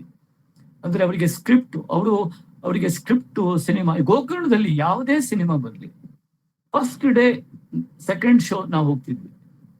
ಯಾವುದೇ ಸಿನಿಮಾ ಇರಲಿ, ನಾವು ಬೇಕಾದ್ರೆ ಅದು ಪರೀಕ್ಷೆ ಟೈಮ್ ಇರಲಿ, ಏನೇ ಇರಲಿ, ಅವರಿಗೆ ಅದರಲ್ಲಿ ಆಸಕ್ತಿ. ಶಿವರಾತ್ರಿ ನಾಟಕ ಬಂದ್ರೆ ಎಲ್ಲ ನಾಟಕಕ್ಕೂ ಹೋಗ್ತಿದ್ವಿ. ಆಮೇಲೆ ಅವರು ಗೋಕರ್ಣದಲ್ಲಿ ಮಾಸ್ಟರ್ ಇರುವಾಗ ಎಲ್ಲ ಸಾಹಿತಿಗಳು ಯಾರೇ ಇರಲಿ ಅವ್ರನ್ನೆಲ್ಲ ಇದಕ್ಕೆ ಒಂದು ಕಾರ್ಡ್ ಬರೆದ್ರೆ ಅವ್ರು ಕರೀತಿದ್ರು, ಅವ್ರು ಬರ್ತಿದ್ರು. ಯಾವ್ದಕ್ಕೆ? ನಮ್ಮ ಆನ್ಯುವಲ್ ಡೇಗೆ ಬರ್ತಿದ್ರು. ಬಂದು ಸಿಂಪಲ್ ಆಗಿ ಬಸ್ಸಲ್ಲಿ ಬಂದು, KSRTC ಬಸ್ಸಲ್ಲಿ ಬಂದು ಅಲ್ಲಿ ಒಂದು ಭಾಷಣ ಮಾಡಿ, ಆಮೇಲೆ ಇವ್ರ ಜೊತೆಗೆಲ್ಲ ಊರೆಲ್ಲ ಸುತ್ತಾಡಿ ಬೀಚಿಗೆ ಹೋಗಿ ಬಂದು ನಮ್ಮನೆಲ್ಲೇ ಉಳ್ಕೊಂಡು ಬೆಳಿಗ್ಗೆ ಮಾರ್ನಿಂಗ್ ಬಸ್ಸಿಗೆ ಇವರು ಅವ್ರನ್ನ ಹತ್ತಿಸಿ, ಅವ್ರು ಹೋದ್ಮೇಲೆ ಇವ್ರು ಬಂದು ಮತ್ತೆ ಆಸ್ ಯೂಸ್ವಲ್ ಸ್ನಾನ ಮಾಡಿ ಗಂಜಿ ಊಟ ಮಾಡಿ ಹೋಗ್ತಿದ್ರು. ನನಗೆ ಒಂದೊಂದ್ಸಲ ಇವ್ರ ಬಗ್ಗೆ ಪಾಪ ಅನಿಸ್ತಿತ್ತು, ಅದೇನೋ ಗೊತ್ತಿಲ್ಲ. ಇವ್ರು ಮತ್ತೆ ತಿರುಗಿ ತಮ್ಮ ಅಸಹಾಯಕ ಶಿಕ್ಷಕ ಭಂಗಿಗೆ ಬದಲಾಯಿಸಿ ಮತ್ತೆ ತಿರುಗಿ ಶಾಲೆಗೆ ಹೋಗ್ತಿದ್ರು. ಸೊ ನನಗೆ ಒಂದೊಂದ್ಸಲ ಶಾಲೆಗೆ ಹೋಗಿ ಇವ್ರು ಪಾಠ ಮಾಡುವಾಗ ಇವ್ರು ಯಾರು ಅನಿಸ್ತಿತ್ತು. ಆಮೇಲೆ ಮನೆಯಲ್ಲಿ ಒಂದೊಂದ್ಸಲ ಇವ್ರು ಸ್ನಾನ ಮಾಡಿಸುವಾಗ ಇವನು ಅಂದ್ರೆ ಮಾಸ್ತರೇ ನನ್ಗೆ ಸ್ನಾನ ಮಾಡ್ತಿದ್ದಾರೋ ಪಪ್ಪ ಸ್ನಾನ ಮಾಡಿಸ್ತಿದ್ದಾನೋ ಅಂತ ಇಬ್ಬಂದಿತನ ಉಂಟಾಗ್ತಿತ್ತು. ಈ ತರದ್ದೆಲ್ಲ ಒಂದ್ ರೀತಿ ಈ ಮಾಸ್ತರೇ ತಂದೆ ಆದಾಗ ಒಂದಿಷ್ಟು ಇದಾಗ್ತದೆ, ಕನ್ಫ್ಯೂಷನ್ ಆಗ್ತದೆ, ಯಾರು ಏನು ಅಂತ. ಸೊ ಬಟ್ ಅವರು ಯಾವತ್ತು ಈ ವಾಸ್ ಒಂಥರ ವೆರಿ ವೆರಿ ಕ್ಲಿಯರ್. ಈ ಲವ್ಡ್ ಎವ್ರಿ ಒನ್, ಎಲ್ಲರನ್ನೂ ಪ್ರೀತಿಸುವಂತ ಒಂದು ಜೀವ. ಅವರು ಯಾರು ಬಂದ್ರು ಯಾರಿಗೂ ಅವರು ಅಂದ್ರೆ ಮೆಸೇಜ್ ಅಂದ್ರೆ ಅವ್ರಿಗೆ ವೆರಿ ಟ್ರಾನ್ಸ್ಪರೆಂಟ್, ಪಾರದರ್ಶಕವಾದಂತಹ ಒಂದು ಜೀವ. ಅವರಿಗೆ ಎಲ್ಲರೂ ಬೇಕು, ಎಲ್ಲರಿಗೂ ಅವರು ಬೇಕು ಅನ್ನುವಂಥದ್ದನ್ನ ಅವರು ಅಂದ್ರೆ ಬದುಕಿ ತೋರಿಸ್ತವ್ರು. ಯಾವತ್ತೂ ಅವರು ನೆವರ್ ಪ್ರೀಚ್ಡ್. ಅವ್ರು ಪ್ರೀಚಿಂಗ್ ಮೋಡಲ್ಲಿ ಯಾವತ್ತೂ ಇರ್ಲಿಲ್ಲ. ಅಂದ್ರೆ ಇದು ಹಿಂಗೆ ಆಗ್ಬೇಕು, ಹಂಗೆ ಆಗ್ಬೇಕು, ಯಾವತ್ತೂ ಪ್ರೀಚೆ ಮಾಡ್ಲಿಲ್ಲ ಅವರು. ಅವ್ರು preaching mode was never his mode. ಅದು ಈಗ ನೆನಪಾಗುತ್ತೆ ನನಗೆ. ಅಂದ್ರೆ ಅಂಡ್ ನಾನು ಅವರನ್ನ ಆವಾಗ ಓದ್ಲೇ ಇಲ್ಲ. ಯಾಕಂದ್ರೆ ನಾವೆಲ್ಲ ಒಂದು ಹೊಸ ಈ ನವ್ಯ ಆದ್ಮೇಲೆ ಸಮಾಜಶೀಲ, ಆಮೇಲೆ ಅಂದ್ರೆ ಬೇರೆ ನಮ್ದೇ ಒಂದು ರಭಸದಲ್ಲಿ ಇರ್ತೀವಲ್ಲ ನಾವು. ಒಂದು ನಮ್ಮ ಬದುಕಿನ ಒಂದು ರಭಸದಲ್ಲಿ ಇರ್ತೀವಿ. ನಮ್ಮ ವಯಸ್ಸಿನ ಹೊತ್ತಿಗೆ ಯಾವ್ಯಾವ್ದು ಪ್ರಚಲಿತ ಇರುತ್ತೋ ಅದರ ರಭಸದಲ್ಲಿ ಇರ್ತೀವಿ. ಸೊ ಒಂಥರ ಅಂಡ್ ಈ ನೆವರ್ ಇಂಟರ್ಫಿಯರ್ಡ್, ಬಟ್ ಈ learn what ever is best from my side. ಅಂದ್ರೆ ನಮ್ಮಿಂದ ಏನ್ ಕಲೀಲಿಕ್ಕಾಗತ್ತೆ ನೋಡಿದ್ರು. ಸಾಕ್ಷಿ ಬರ್ತಾ ಇತ್ತು, ಆಗ ಸಂಕ್ರಮಣ ಬರ್ತಾ ಇತ್ತು. ಅದ್ ನಾನು ಅವ್ರಿಗೆ ಹೇಳಿದೆ, ನೀನ್ ಸಾಕ್ಷಿಗೆ ಸಂಕ್ರಮಣಕ್ಕೆ ಯಾಕೆ ಬರೆಯುವುದಿಲ್ಲ ಅಂತ ಕೇಳಿದೆ. ಇಮಿಡಿಯೇಟ್ಲಿ ಅವರು ಸಾಕ್ಷಿಗೆ ಸಂಕ್ರಮಣಕ್ಕೆ ಕಳಿಸ್ಲಿಕ್ಕೆ ಶುರು ಮಾಡ್ಬಿಟ್ರು. ಅಂದ್ರೆ ನನ್ಗೆ ಬಹಳ ಖುಷಿ ಆಗೋಯ್ತು. ಅವರು ಒಂಚೂರು ಅವರು ಹಿ ಡಿಡ್ಂಟ್ ಹೆಸಿಟೇಟ್. ಅವ್ರ ಅನುಭವ ಮತ್ತು ಅಭಿವ್ಯಕ್ತಿ ಅಂತ ಒಂದು ಆರ್ಟಿಕಲ್ ಬರೆದು ಸಾಕ್ಷಿ ಕಳಿಸಿದ್ರು. ಅದು ನೆಕ್ಸ್ಟ್ ಇಶ್ಯೂದಲ್ಲಿ ಬಂತು. ನನ್ಗೆ ಬಹಳ ಖುಷಿ ಆಗಿತ್ತು. ನಾನಲ್ಲಿ ಕುಮಟಾದಲ್ಲಿ ಓದ್ತಾ ಇದ್ದೆ. ಅದೇ ಇವ್ರು ಬರೆದು ಕಳಿಸ್ಬಿಟ್ರಲ್ಲ ಇದಕ್ಕೆ, ಮತ್ತೆ ಅದರಲ್ಲಿ ಬಂದ್ಬಿಡ್ತಲ್ಲ ಅದು ಅಂತ. ಅಂದ್ರೆ ಅದು ಒಂಥರ ಈ ನೆವರ್ ಅಂದ್ರೆ ಅವರು ಒಂದು ಕಂಡೀಷನ್ಡ್ ಆಗಿ ಇರ್ಲೇ ಇಲ್ಲ. ಅವರು ಈ ವಾಸ್ ಆಲ್ವೇಸ್ ಓಪನ್. ನನ್ಗೆ ಅದು ಅವ್ರ ಬಗ್ಗೆ ಬಹಳ ಅಂದ್ರೆ ಲೈಫಲ್ಲಿ ಪ್ರತಿ ದಿವಸನೂ, ಪ್ರತಿ ವ್ಯಕ್ತಿಯಿಂದನೂ, ಪ್ರತಿ ತಿರುವಿನಿಂದನೂ, ಪ್ರತಿ ಘಟನೆಯಿಂದನೂ ತನಗೆ ಕಲಿಯುವಂಥದ್ದೇನೋ ಇದೆ. ಮತ್ತು ಇನ್ನೂ ಇವಾಲ್ವ್ ಆಗ್ತಾನೆ ಇರ್ತೀವಿ ನಾವು. ಅದು ನನಗೆ ಅದು ಬಹಳ ಏನೋ ಆಗೋಯ್ತು. Life is not A still ಅಂತ. ಈ ನಾವು ಸ್ಟ್ಯಾಚ್ಯೂ ಅಂತ ಒಂದು ಆಟ ಇದೆಯಲ್ಲ, ಸ್ಟ್ಯಾಚ್ಯೂ ನಿಂತು ಬಿಡೋದು ಮಕ್ಕಳು. ನಾವು ಲೈಫ್ ಅಂದ್ರೆ ಸ್ಟ್ಯಾಚ್ಯೂ, ಆರ್ಟ್ ಅಂದ್ರೆ ಅದು ಸ್ಟ್ಯಾಚ್ಯೂ ಆಟ. ಸ್ಟ್ಯಾಚ್ಯೂ ಅಂದ್ಕೊಳ್ಳೆ ಒಂದು ಪೋಯಮ್ ಆಗೋಯ್ತು. Poem is A statue.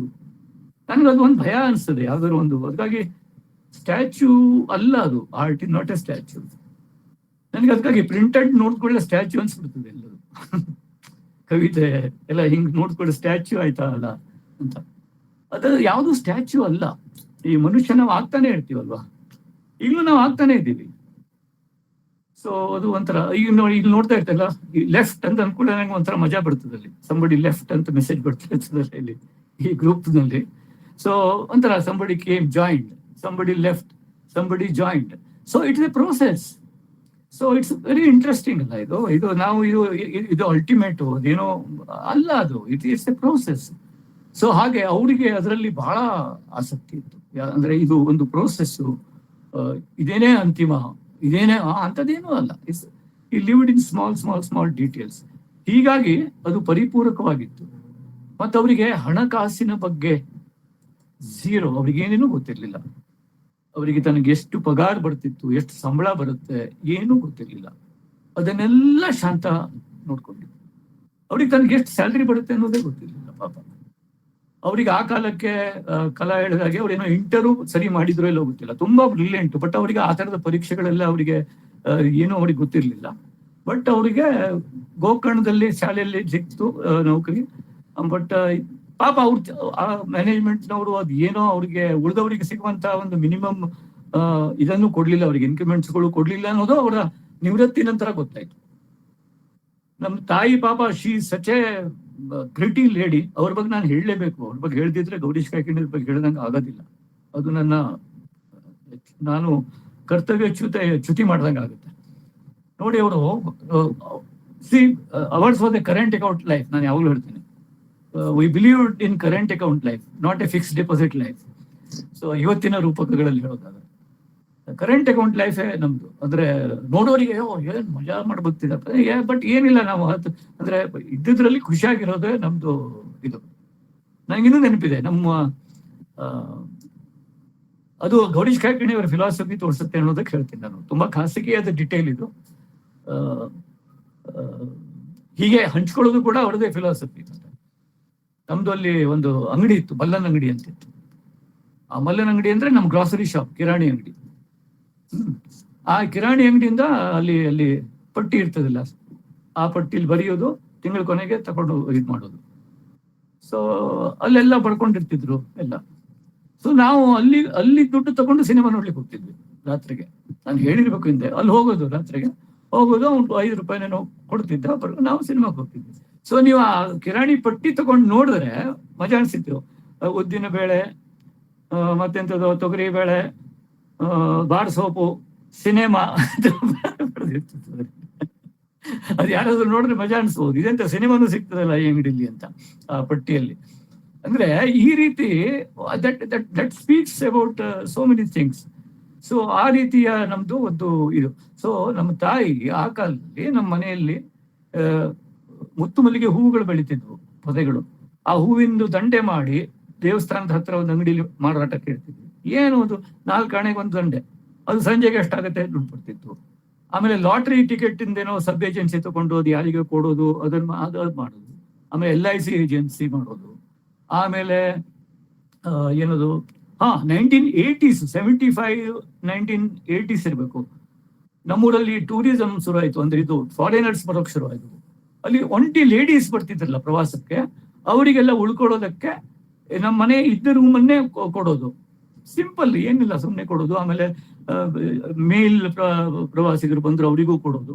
ಒಂದೊಂದೇ ರೂಮ್ ಅಲ್ಲಿ ಇಲ್ಲಿ ಕೊಡೋದು. ಏನಂತದೇನೆ ಒಂದು ರೂಮ್ ಕೊಡೋದು ಅವ್ರಿಗೆ ಅಷ್ಟೇ. ಅವ್ರಿದ್ದು ಅವ್ರ ಪಾಡಿಗಿದ್ದು ಹೋಗ್ತಾರೆ. ಏನಿಲ್ಲ, ದಿವಸಕ್ಕೆ 2 ರೂಪಾಯಿ, ಅದೇನೋ ಲೆಕ್ಕ ಆ ಕಾಲಕ್ಕೆ. ಆಮೇಲೆ ನಾನು ಬಾಂಬೆಲಿ ಇದ್ದೆ ಅವಾಗ. ನಮ್ಮ ತಾಯಿ ತಂದೆ ಇಬ್ಬರೇ ಇರ್ತಿದ್ರು. ನನಗೇನೋ ಯಾರೋ ಇರ್ತಾರೆ ಮನೆಯಲ್ಲಿ, ಅವರಿಗೂ ನಮಗೂ ಸ್ವಲ್ಪ ಧೈರ್ಯ ಅಂತ ಹೇಳಿ.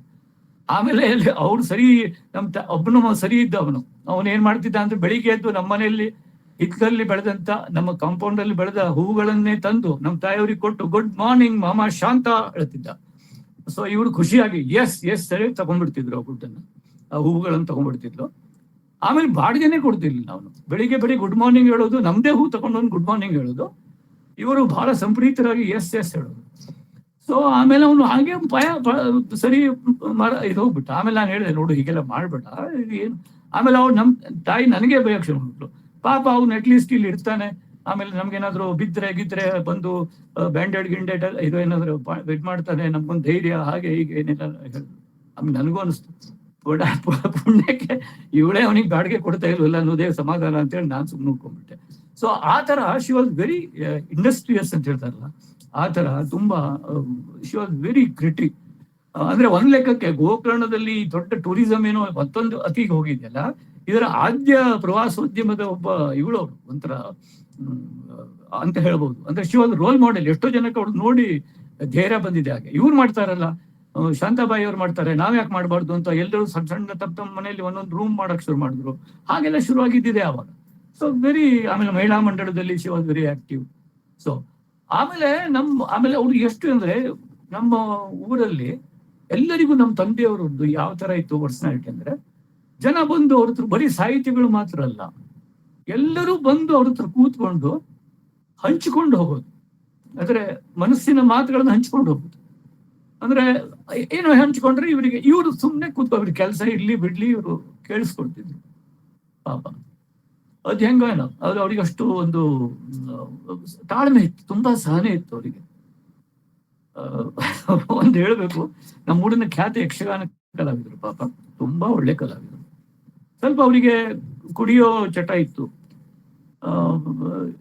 ಒಂದ್ ದಿವಸ ನಾವು ಹೋಯ್ತು, ಅವರು ಎಲ್ಲೋ ಒಂದ್ ಕಡೆ ಕುಡಿದು ರೋಡ್ ಬದಿಯಲ್ಲಿ ಬಿದ್ದ್ಬಿಟ್ಟಿದ್ರು. ಅವ್ರಿಗೆ ಗೊತ್ತು ಈ ಸುದ್ದಿ ಗೌರೀಶ್ ಮಾಸ್ತರಿಗೆ ಹೋಗಿ ಮುಟ್ಟಿಬಿಡ್ತದೆ ಅಂತ ಗೊತ್ತು.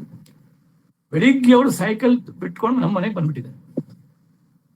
ಅವರು ಹೇಳಿ ಕೇಳಿ ಕಲಾವಿದರು, ಬಿದ್ದು ಬೆಳಿಗ್ಗೆ ಬಂದು ಕೂತ್ಕೊಂಡು ಬೆಳಿಗ್ಗೆ ಬಂದು ನಮ್ಮ ಮನೆಗೆ ಬಂದು ಕೂತ್ಕೊಂಡು ಶಿಶಿರಭೂತರಾಗಿ ಬಂದು ಗೌರೀಶ್ ಕಾಯ್ಕಣಿಯವರಿಗೆ ಅವ್ರು ಹೇಳ್ತಾ ಇದ್ದಾರೆ, ನೋಡಿ ನನಗೆ ಬ್ಲಡ್ ಪ್ರೆಷರ್ ಪ್ರಾಬ್ಲಮ್ ಇದೆ, ನನಗೆ ಸಾಗರದಲ್ಲಿ ಒಬ್ಬ ಡಾಕ್ಟರ್ ಹೇಳಿದ್ದಾರೆ, ನೋಡಿ ನಿಮಗೆ BP ಪ್ರಾಬ್ಲಮ್ ಇದೆ, ನಾನು ಟ್ಯಾಬ್ಲೆಟ್ ಕೊಡ್ತೇನೆ, ಒಂದು ವೇಳೆ ನಿಮಗೆ ಸ್ವಲ್ಪ ಇದು ತಲೆ ಸುತ್ತು ಹಾಗೆ ಆದ್ರೆ ನೀವು ರಸ್ತೆನೋ ಗಟಾರನೋ ಅದು ಚರಂಡಿನೋ ನೋಡ್ಬೇಡಿ, ಅಲ್ಲೇ ಮಲಗಿಬಿಡ್ಬೇಕು ನೀವು ಅಂತ ಹೇಳಿದ್ದಾರೆ.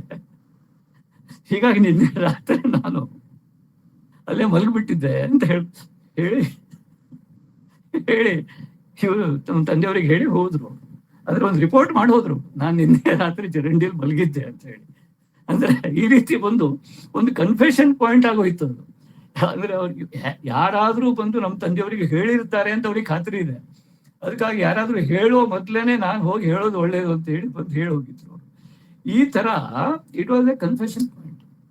ಇನ್ನೊಂದು ಅಂದ್ರೆ ಈ ಮುನ್ನುಡಿದು ನೀವು ನೋಡಿ, ಮುನ್ನುಡಿಗಳದ್ದು ನಮ್ಮ ಇಡೀ ಜಿಲ್ಲೆಯಲ್ಲಿ ಒಬ್ರು ಇರ್ತಾರೆ ಆ ತರ. ನಮ್ಮ ಜಿಲ್ಲೆಯ ಬಹುಶಃ ಎಲ್ಲಾ ಲೇಖಕರು ಅಂದ್ರೆ ಗಂಗಾಧರ ಚಿತ್ತಾಲರಿಂದ, ಅರವಿಂದ ನಾಡಕರ್ಣಿಯಿಂದ ಅಲ್ಲಿಂದ ಹಿಡಿದು GS ಅವಧಾನಿ, ನನ್ನ ಮುಂಚಿನ ಜನರೇಷನ್ ಲೇಖಕರು, ಆಮೇಲೆ ನನ್ನ ವಿಷ್ಣು ನಾಯಕರು, ಎಲ್ಲರೂ, ಚಿಂತಾಮಣಿ ಕೊಡ್ಲೇಕರೆ ನನ್ನ ನಂತರದ ಕವಿ, ಎಲ್ಲರಿಗೂ ಗೌರೀಶ್ ಕಾಯ್ಕಣಿಯವರು ಮುನ್ನುಡಿ ಬರ್ತಿದ್ದಾರೆ. ಹಾಗಾಗೋಗಿತ್ತು. ಗೌರೀಶ್ ಕಾಯ್ಕಣಿಯವರು ಒಂಥರ ಒಂದು ಹಿರಿಯ ತಲೆಮಾರಿನ ಒಬ್ಬ, ಅವರು ಬೆನ್ನ ತಟ್ಟಿ ಸಾಹಿತ್ಯ ಲೋಕಕ್ಕೆ ಬರಮಾಡ್ಕೊಳ್ಬೇಕು ಆ ತರದ ಒಂದು ಆಗೋಗಿತ್ತು. ಆ ತರ ಉಳಿದೋಗಿತ್ತು. ಆಮೇಲೆ ತುಂಬಾ ಅವ್ರು ಎಲ್ಲರಿಗೂ ಮುನ್ನುಡಿ ಬರೀತಿದ್ರು. ಈ ಅವರ ಮುನ್ನುಡಿ ಇಲ್ಲದೆ ಬಂದಂತ ಯಾವ ಬರಗಾರನೂ ಇಲ್ಲ ಅಂತ ಕೂಡ ಹೇಳ್ಬೋದು. ಸೊ ನಾನು ಒಂದ್ ದಿವಸ ಹೇಳಿದೆ, ನಾನು ಈ ದೊಡ್ಡ ಒಳ್ಳೆಯ ಬರಗಾರರ ಬಗ್ಗೆ ಎರಡು ಮಾತೇ ಇಲ್ಲ. ನಾನು ಹೇಳಿದೆ, ಅಪ್ಪ ನಿನ್ಗೆ ಏನು ಎಲ್ಲರಿಗೂ ಅಂತ ಮುನ್ನುಡಿ ಬರುತ್ತೆ, ನೀನು ಒಳ್ಳೆ ಬರಗಾರರಿಗೆ ಪ್ರೋತ್ಸಾಹ ಕೊಡ್ಲೇಬೇಕು, you have to identify. But ಎಲ್ಲರಿಗೂ ಬರಿತಾ ಹೆಂಗೆ? ಸೊ ಅದಕ್ಕೆ ನೋಡು, ನೀನು ಅವನೇನು ಕೊಲೆ ಮಾಡಿದನೋ, ಕಳ್ಳತನ ಮಾಡಿದನೋ, ಏನು ಮಾಡಿದನು, ಏನೋ ಭಾಷೆಯಲ್ಲಿ ಒಂದಿಷ್ಟು ಕೆಲಸ ಮಾಡಿದನು ಪಾಪ. ಮತ್ತೆ ಅವನು ಬರೆಯುವಷ್ಟು ಹೊತ್ತು, ಅವನು ಎಷ್ಟೊತ್ತು ಬರೀತಾನಲ್ಲ ಅಷ್ಟೊತ್ತು ಜಗತ್ತು ಅವನಿಂದ ಸುರಕ್ಷಿತವಾಗಿರ್ತದೆ. ಅವನು ಯಾರಿಗೂ ತ್ರಾಸ ಕೊಡೋದಿಲ್ಲ. ಅವನ ಪಾಡಿಗೆ ಅವನು ಬರಿತಾ ಕೂತಿದ್ದಾನೆ. ಏನಾಗ್ತದೆ ಹಾಗೆ ಹೀಗೆ ಹೇಳಿ ಸಮಾಧಾನ ಮಾಡೋದು. ಕಡೆಗೆ ಅವ್ರಿಗೆ ಅನಿಸ್ತು, ಒಂದ್ ದಿವ್ಸ ಹೇಳು, ಹೌದು ಮಳೆ ಈಗ ಸ್ವಲ್ಪ ಜಾಸ್ತಿನೇ ಆಗ್ತಾ ಉಂಟು, ಈಗ ಮುನ್ನುಡಿದು ಕಾಟ ಸ್ವಲ್ಪ ಜಾಸ್ತಿನೇ ಆಗ್ತಾ ಉಂಟು ಹೇಳಿ. ಆಮೇಲೆ ಅವ್ರು ಮತ್ತೊಂದು ಟೆಕ್ನಿಕ್ ಶುರು ಮಾಡಿದ್ರು. ಮುನ್ನುಡಿ ಕೇಳ್ಕೊಂಡು ಬಂದವರಿಗೆಲ್ಲ ಒಂದ್ ಕೆಲಸ ಮಾಡೋದು, ನೀನೀಗ ಏನು ಕಾದಂಬರಿ ಬರಿ ಅಂದ್ಬಿಡು. ಯಾಕೆ ಅಂತ ಕೇಳಿದ್ರೆ ಮತ್ತೆ 4 ವರ್ಷ ಬರೋದಿಲ್ಲ ಅವನು. ಯಾಕಂದ್ರೆ ಒಂದು ಕಾದಂಬರಿಗೆ 4 ವರ್ಷ ಬೇಕು ಬರೀಲಿಕ್ಕೆ. ನಾನಂದೆ 4 ವರ್ಷ ಆದ್ಮೇಲೆ ಬರ್ತಾನಲ್ಲ ಅಂತ. ಇಲ್ಲ, but he will realise writing is not easy, ಅದಕ್ಕಾಗಿ ಸ್ವಲ್ಪ ತಯಾರಿ ಬೇಕು. ಹಾಗೆ ಅಂದ್ರೆ ಆದ್ರೆ ಈ ಮುನ್ನುಡಿಯ ಗಡಬಡಿಯಲ್ಲಿ, ಈ ಗೌರೀಶರಿಗೆ ಬರುವ ಮುನ್ನುಡಿಯ ಗಡಬಡಿಯಲ್ಲಿ ಒಂದು ಅಪಘಾತ ಆಯ್ತು. ಏನು ಅಂದ್ರೆ, ನಾನು ಕವಿಯಾಗಿ ಹೋದೆ. ಯಾಕಂದ್ರೆ ನಾನು ಓದಿದ ಒಂದು ಮುನ್ನುಡಿಗೆ ಬಂದ ಪುಸ್ತಕ ನನ್ನನ್ನು ಕವಿ ಮಾಡ್ತು. ಇಲ್ಲಿ ನಾನು ಖಂಡಿತ ಕವಿ ಆಗ್ತಿರ್ಲಿಲ್ಲ. ರಿಯಲಿ, ನಾನು ಐ ಕನ್ಫೆಸ್, ಅದು GS ಅವಧಾನಿಯವರ ಬೆಂಕಿ ಬಳ್ಳಿ ಅನ್ನುವಂಥ ಕವನ ಸಂಕಲನ. GS ಅವಧಾನಿಯವರು ಹೊನ್ನಾವರದು. ಅವರು ನನಗೆ ಅವ್ರದ್ದು ಒಂದು ಬೆಂಕಿ ಬಳ್ಳಿ ಅನ್ನುವಂಥ ಕವನ ಸಂಕಲನ ಮುನ್ನುಡಿಗೆ ಬಂದಿತ್ತು. ನಾನು ಇವತ್ತು ನನ್ನ ಬಗ್ಗೆ ಮಾತಾಡಬಾರ್ದು ಅಂತ ಒಂದು ಪಣ ತೊಟ್ಟಿದ್ದೆ, ಬಟ್ ಇದು ಮುನ್ನುಡಿ ಅದನ್ನು ಹೇಳ್ತೇನೆ. ಅದು ಅವ್ರಿಗೆ ಮುನ್ನುಡಿಗೆ ಬಂದಿತ್ತು. ಅದನ್ನು ನಾನು ಅದನ್ನು ಓದಿದೆ. ಅದು ನನಗೆ ಈ ತರದ ಕವಿತೆ ನಾನು ಲೈಫಲ್ಲೇ ಓದಲಿಲ್ಲ. ಇದು ಹೊಸ್ತು ನನಗೆ. ಅಲ್ಲಿ ತನಕ ಬರೀ ಪ್ರಾಸ, ರಮ್ಯತೆ, ಅದೇ ಕಾವ್ಯ ಅಂತ ನಾನು ಅಂದ್ಕೊಂಡಿದ್ದೆ. ಒಂದು ರೀತಿಯ ಅದು ನಾನು ಐ ಥಿಂಕ್ ಇಂಟರ್ ಅಲ್ಲ ಪಿ ಯು ಸಿಗೆ ನಾನು ಹೋಗಿದ್ದೆ ಗೋಕರ್ಣದಿಂದ ಕುಮಟಾ ಕಾಲೇಜ್ ಹಾಸ್ಟೆಲಿಗೆ. ಆ ಟೈಮಲ್ಲಿ ರಜೆಗೆ ಬಂದಿದ್ದೆ ನಾನು ಅವಾಗ, ಆ ಹೊತ್ತಿನಲ್ಲಿ. ಅದು ನನಗೆ ಒಂದು ಹೊಸದೊಂದಿದೆ ಕಾವ್ಯ ಲೋಕದಲ್ಲಿ ಅಂತ. ಎಷ್ಟು ನಾನು ಅದರಿಂದ ವಿಚಲಿತ ಆದ್ರೆ ನಾನು ಬಸ್ ಹಿಡ್ಕೊಂಡು ಹೊನ್ನಾವರಕ್ಕೆ ಹೋಗ್ಬಿಟ್ಟೆ ಅವ್ರನ್ನ ನೋಡ್ಕೊಂಡು. ಅವರಲ್ಲಿ ಕೋರ್ಟ್ ಹತ್ರ ಒಂದು ರೂಮಲ್ಲಿ ಇದ್ರು. ಆಮೇಲೆ ಅಲ್ಲಿ ಅವ್ರ ಜೊತೆಗೆ ಉಳಿದೆ ಆ ದಿವಸ ನಾನು. ಅದು ಹಂಗ ಆಗ್ಬಿಡ್ತದದು. ನಿಮ್ಗೊಬ್ಬ ಲೇಖಕ ಇಷ್ಟ ಆದ ಅಂತಂದ್ರೆ ಅವ್ರನ್ನ ಅವ್ರ ಜೊತೆಗೆ ಇದ್ದು, ಅವ್ರ ಫ್ರೆಂಡ್ ಜೀವ್ ಭಟ್ ಅಂತಿದ್ರು, ಅವ್ರ ಡ್ರೆಸ್ಸಿಗೆ ಹೋಗಿ ಅಲ್ಲಿ it was magical days. So ಆ ಒಂದು ಮುನ್ನುಡಿಗೆ ಅದಕ್ಕೆ ಇವರು ಮುನ್ನುಡಿ ಕೂಡ ಬಹಳ ಇಂಟ್ರೆಸ್ಟಿಂಗ್ ಆಗಿದೆ. ಆ ಗುಂಗಿನಲ್ಲಿ ನಾನು ಆ ಕಾವ್ಯದ ಸೆಳೆತಕ್ಕೆ ಸಿಕ್ಕೆ. ಸೊ ಇದು ಅವರ ಮುನ್ನುಡಿಯ ಒಂದು ಮುನ್ನುಡಿಗಳ ಪ್ರಪಂಚ. ಅವ್ರ ಮುನ್ನುಡಿಗಳದ್ದೇ ಒಂದು ಬಹುಶಃ ಕಲೆಕ್ಷನ್ ತರಬಹುದು ಅಂತ ಅನಿಸ್ತದೆ. ಅದು ಕೆಲವು ಬಹುಶಃ ಮುನ್ನುಡಿಗಳು ಇವರ ಸಾಹಿತ್ಯದ ಸಂಪುಟದಲ್ಲಿ ಹಾಕಿದ್ದಾರೆ ನಮ್ಮ MJ ಅವರು.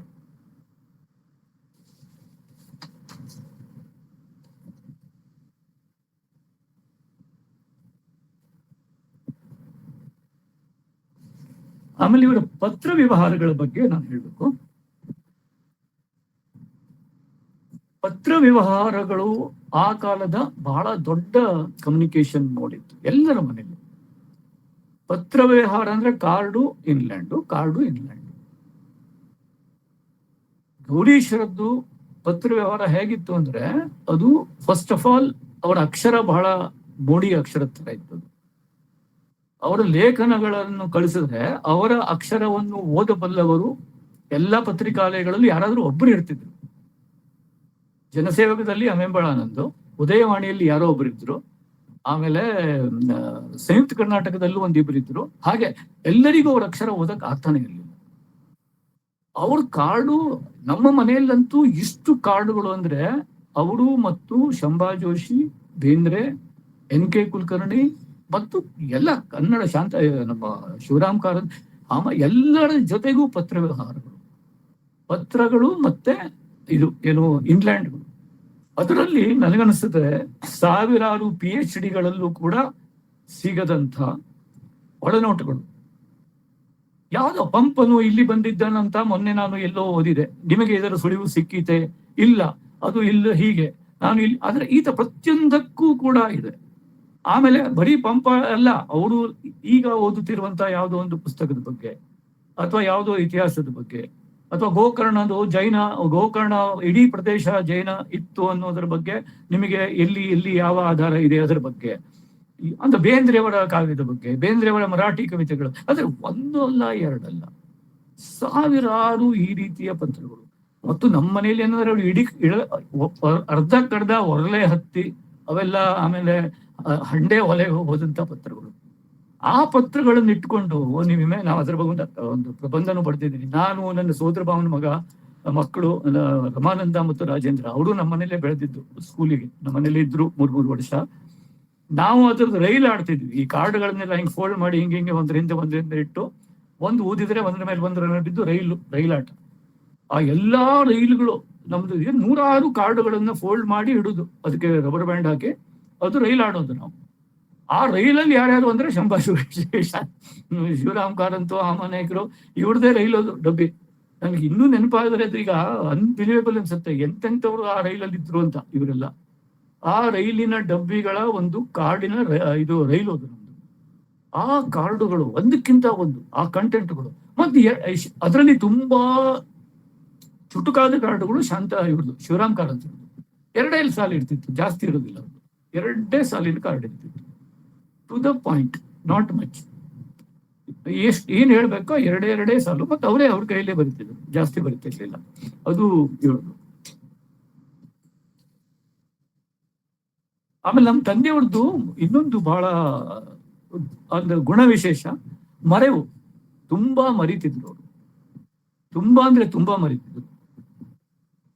ಎಷ್ಟು ಮರಿತಿದ್ರು ಅಂದ್ರೆ ಅವರು, ಅದಕ್ಕಾಗಿ ಅವರು ಭಾಷಣದಲ್ಲಿ, ಸಾಮಾನ್ಯವಾಗಿ ಭಾಷಣದಲ್ಲಿ ನಿಂತವರು, ಈಗ ಕಡಿಮೆ ಆಗಿದೆ, ಈ ವೇದಿಕೆ ಮೇಲೆ ಬಿದ್ದು ಅವ್ರದ್ದೆಲ್ಲ ಹೆಸರು ಹೇಳ್ತಾರಲ್ಲ, ಇವರೇ ಅವರೇ, ಕೆಲವು ಕಡೆಗೆ ರವರೇ ಅಂತಾರೆ, ಎಲ್ಲ ರವರೇ ಇವರೇ ಅವರೇ ಅಂತಾರಲ್ಲ, ಇವ್ರು ಅದಕ್ಕೆಲ್ಲ ಹೋಗೋದೇ ಇರ್ಲಿಲ್ಲ. ಯಾಕಂದ್ರೆ ಯಾರ ಹೆಸರು ಅವ್ರಿಗೆ ನೆನ್ಪಿರ್ತಿರ್ಲಿಲ್ಲ. ಒಬ್ಬರಿಗೆ ಹೆಸರು ತಪ್ಪಾಗಿ ಹೇಳ್ಬಾರ್ದು ಅಂತ ಸೀದಾ ಅವರು ನಮಸ್ಕಾರ ಅಂತ ಹೇಳಿ ಶುರು ಮಾಡ್ಬಿಡ್ತಿದ್ರು. ಇವರೇ ಗೋಜಿಗೆ ಹೋಗ್ತಿರ್ಲಿಲ್ಲ. ಸೊ ಕೆಲವರು ಅದಕ್ಕೆ ತುಂಬಾ ಒಳ್ಳೆ ಪದ್ಧತಿ, ಇದು ಒಳ್ಳೇದು, ಹಾಗೆ ಹೀಗೆ ಅಂತ ಹೇಳಿ ಅವ್ರಿಗೆ ಗೊತ್ತಿಲ್ಲ, ಇವರಿಗೆ ಹೆಸರು ನೆನಪಿರೋದಿಲ್ಲ ಅಂತ ಅವ್ರು ಹಂಗ್ ಮಾಡಿದ್ರು ಅಂತ ಗೊತ್ತಾಗ್ತಿರ್ಲಿಲ್ಲ. ಅವರೇನೋ ಇವ್ರು ಹೊಸ ಪದ್ಧತಿ ಶುರು ಮಾಡಿದ್ದಾರೆ ಅನ್ಕೊಳ್ತಿದ್ರು. ಇನ್ನೊಂದಂದ್ರೆ, ಇವರು ಪಾಪ ಸ್ಕೂಲಿಗೆ ಎಲ್ಲಾದ್ರೂ ಬೇರೆ ಬೇರೆ ನಮ್ಮ ಜಿಲ್ಲೆ ಯಾವ ಸ್ಕೂಲಿಗೆ ಕರೆದ್ರು ಅವರು ಗೆಸ್ಟ್ ಆಗಿ ಹೋಗ್ತಿದ್ರು. ಇವರಿಗೆ ಹಣಕಾಸಿನ ಏನು ಗೊತ್ತಿರಲಿಲ್ಲ. ನಮ್ಮ ತಾಯಿ ಬಸ್ ಚಾರ್ಜಿಗೆ ಎಷ್ಟು ಬೇಕೋ ಅಷ್ಟೇ ಕಿಸೆಯಲ್ಲಿ ದುಡ್ಡು ಕಳಿಸ್ತಿದ್ರು ಬಸ್ಸಿಗೆ. 5 ರೂಪಾಯಿನೇ ಕೊಟ್ಟು ಅಷ್ಟೇ ಕಳಿಸ್ತಿದ್ರು. ಮತ್ತೇನು ಅವರಿಗೆ ಪಾಕೆಟ್ ಗಿಕೆಟ್ ಎಲ್ಲ ಇಟ್ಕೊಂಡು ಗೊತ್ತೇ ಇಲ್ಲ. ಆ ಕಾಲದಲ್ಲಿ ಆ ಪಾಕೆಟ್ ಗಿಕೆಟಿನ ಇದೇ ಇರ್ಲಿಲ್ಲ ಬಿಡಿ, ಕಾನ್ಸೆಪ್ಟೇ ಇರ್ಲಿಲ್ಲ. ಇವ್ರು ಹೋಗ್ತಿದ್ರು. ಅಲ್ಲಿ ಹೋದ್ರೆ ಯಾರೋ ಹುಡುಗ ಒಳ್ಳೆ ಭಾಷಣ ಮಾಡಿದ್ನೋ ಅಥವಾ ಏನೋ ಧನ್ಯವಾದ ಹೇಳಿದ್ನೋ ಅಥವಾ ಏನೋ ಒಳ್ಳೆ ಪ್ರಾರ್ಥನೆ ಗೀತೆ ಹೇಳಿದ್ನೋ, ಇವ್ರು ಆ ಕಿಸೆಯಲ್ಲಿ ಇದ್ದದ್ದು ದುಡ್ಡು ಅವರಿಗೆ ಬಹುಮಾನ ಹೇಳ್ಕೊಟ್ಟು ಬಂದ್ಬಿಟ್ಟು ಬಸ್ಸಲ್ಲಿ ಕೂತ್ಮೇಲೆ ಖಾಲಿಗೆ ಜೋಬಲ್ ಕೈ ಹಾಕಿದ್ದು ಇದೆ. ಆಮೇಲೆ ನಮ್ಮ ಊರಿಗೆ ಬರೋ ಮತ್ತೆ ಯಾವುದೋ ಒಬ್ಬ ನಮ್ಮ ಊರಿನ ನಾಗರಿಕರೇ ಟಿಕೆಟ್ ತಕೊಂಡು ಬಂದಿದ್ದು ಇದೆ. ಈ ತರ ಅವರ ಮರೆವಿನ ಪ್ರಸಂಗ. ಇನ್ನೊಂದು ಮರೆವಿನ ಪ್ರಸಂಗ ನಂಗೆ ನೆನಪಾಗುತ್ತೆ.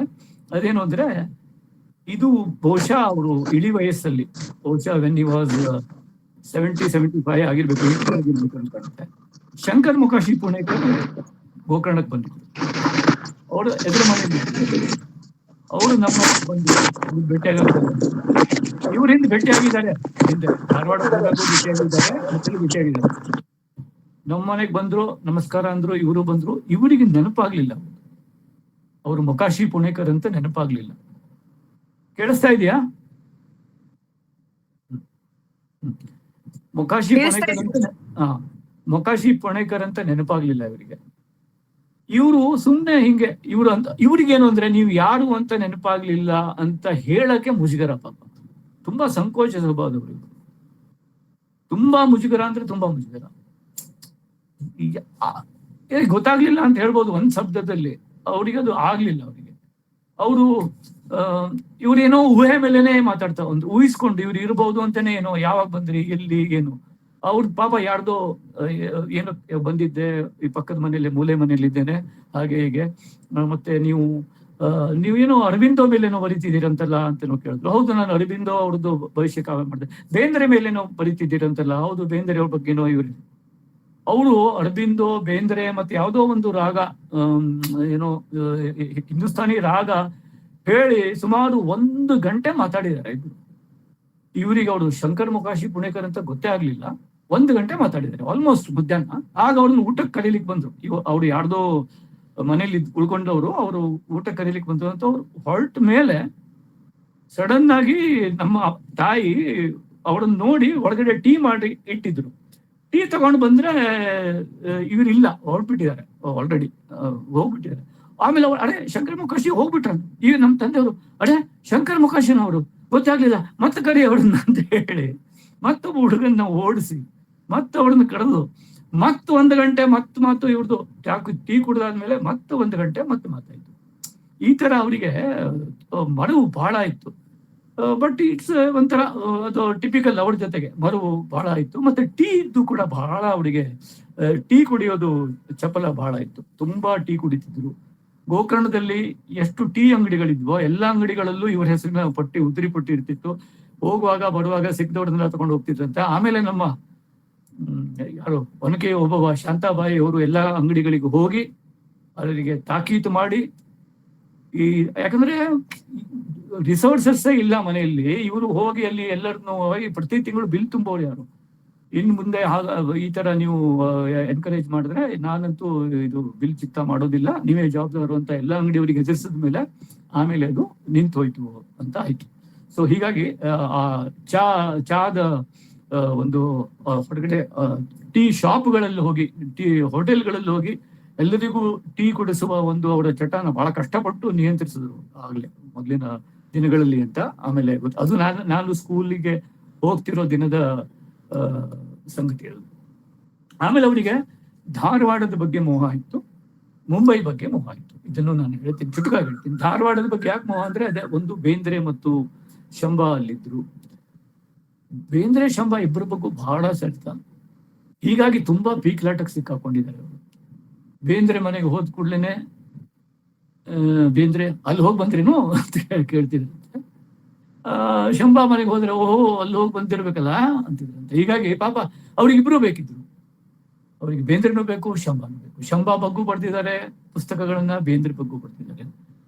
ಸೊ ಅದೊಂಥರ ಅಂದ್ರೆ ಇವ್ರದ್ದು ವರ್ಲ್ಡ್ ತುಂಬಾ ಎನ್ಕಂಪಾಸಿಂಗ್ ಹುಡುಕಾಟ ಇವ್ರದ್ದು. ಇನ್ನೂ ವಿಚಿತ್ರವಾದ ವಿಶಾಲವಾದಂತಹ ಹುಡುಕಾಟ, ಅಷ್ಟೇ ಹ್ಯುಮಿಲಿಟಿ, ತುಂಬಾ ಹ್ಯುಮಿಲಿಟಿ ಇರುವಂತ ವ್ಯಕ್ತಿ. ಸೊ ನನಗೆ ಅವ್ರದ್ದು ಗೊತ್ತಾಗ್ತಿತ್ತು. ಸೊ ನಾನು ಅವರಿಬ್ಬರ ಜೊತೆಗೆ ಹೋಗಿದ್ದೀನಿ, ಇವ್ರ ಜೊತೆಗೆ ಅವ್ರ ಮನೆಗೂ ಹೋಗಿದ್ದೀನಿ, ಇವ್ರ ಮನೆಗೂ ಹೋಗಿದ್ದೀನಿ. ಅದಕ್ಕೆ ಬಹಳ ಅವರಿಗೆ ಧಾರವಾಡ ಬಹಳ ಇಷ್ಟ. ಆಮೇಲೆ PR ಭಾಗವತ್ ಅನ್ನೋರ ಮನೆಯಲ್ಲೇ ಉಳ್ಕೊಳ್ತಿದ್ರು ಅವರು.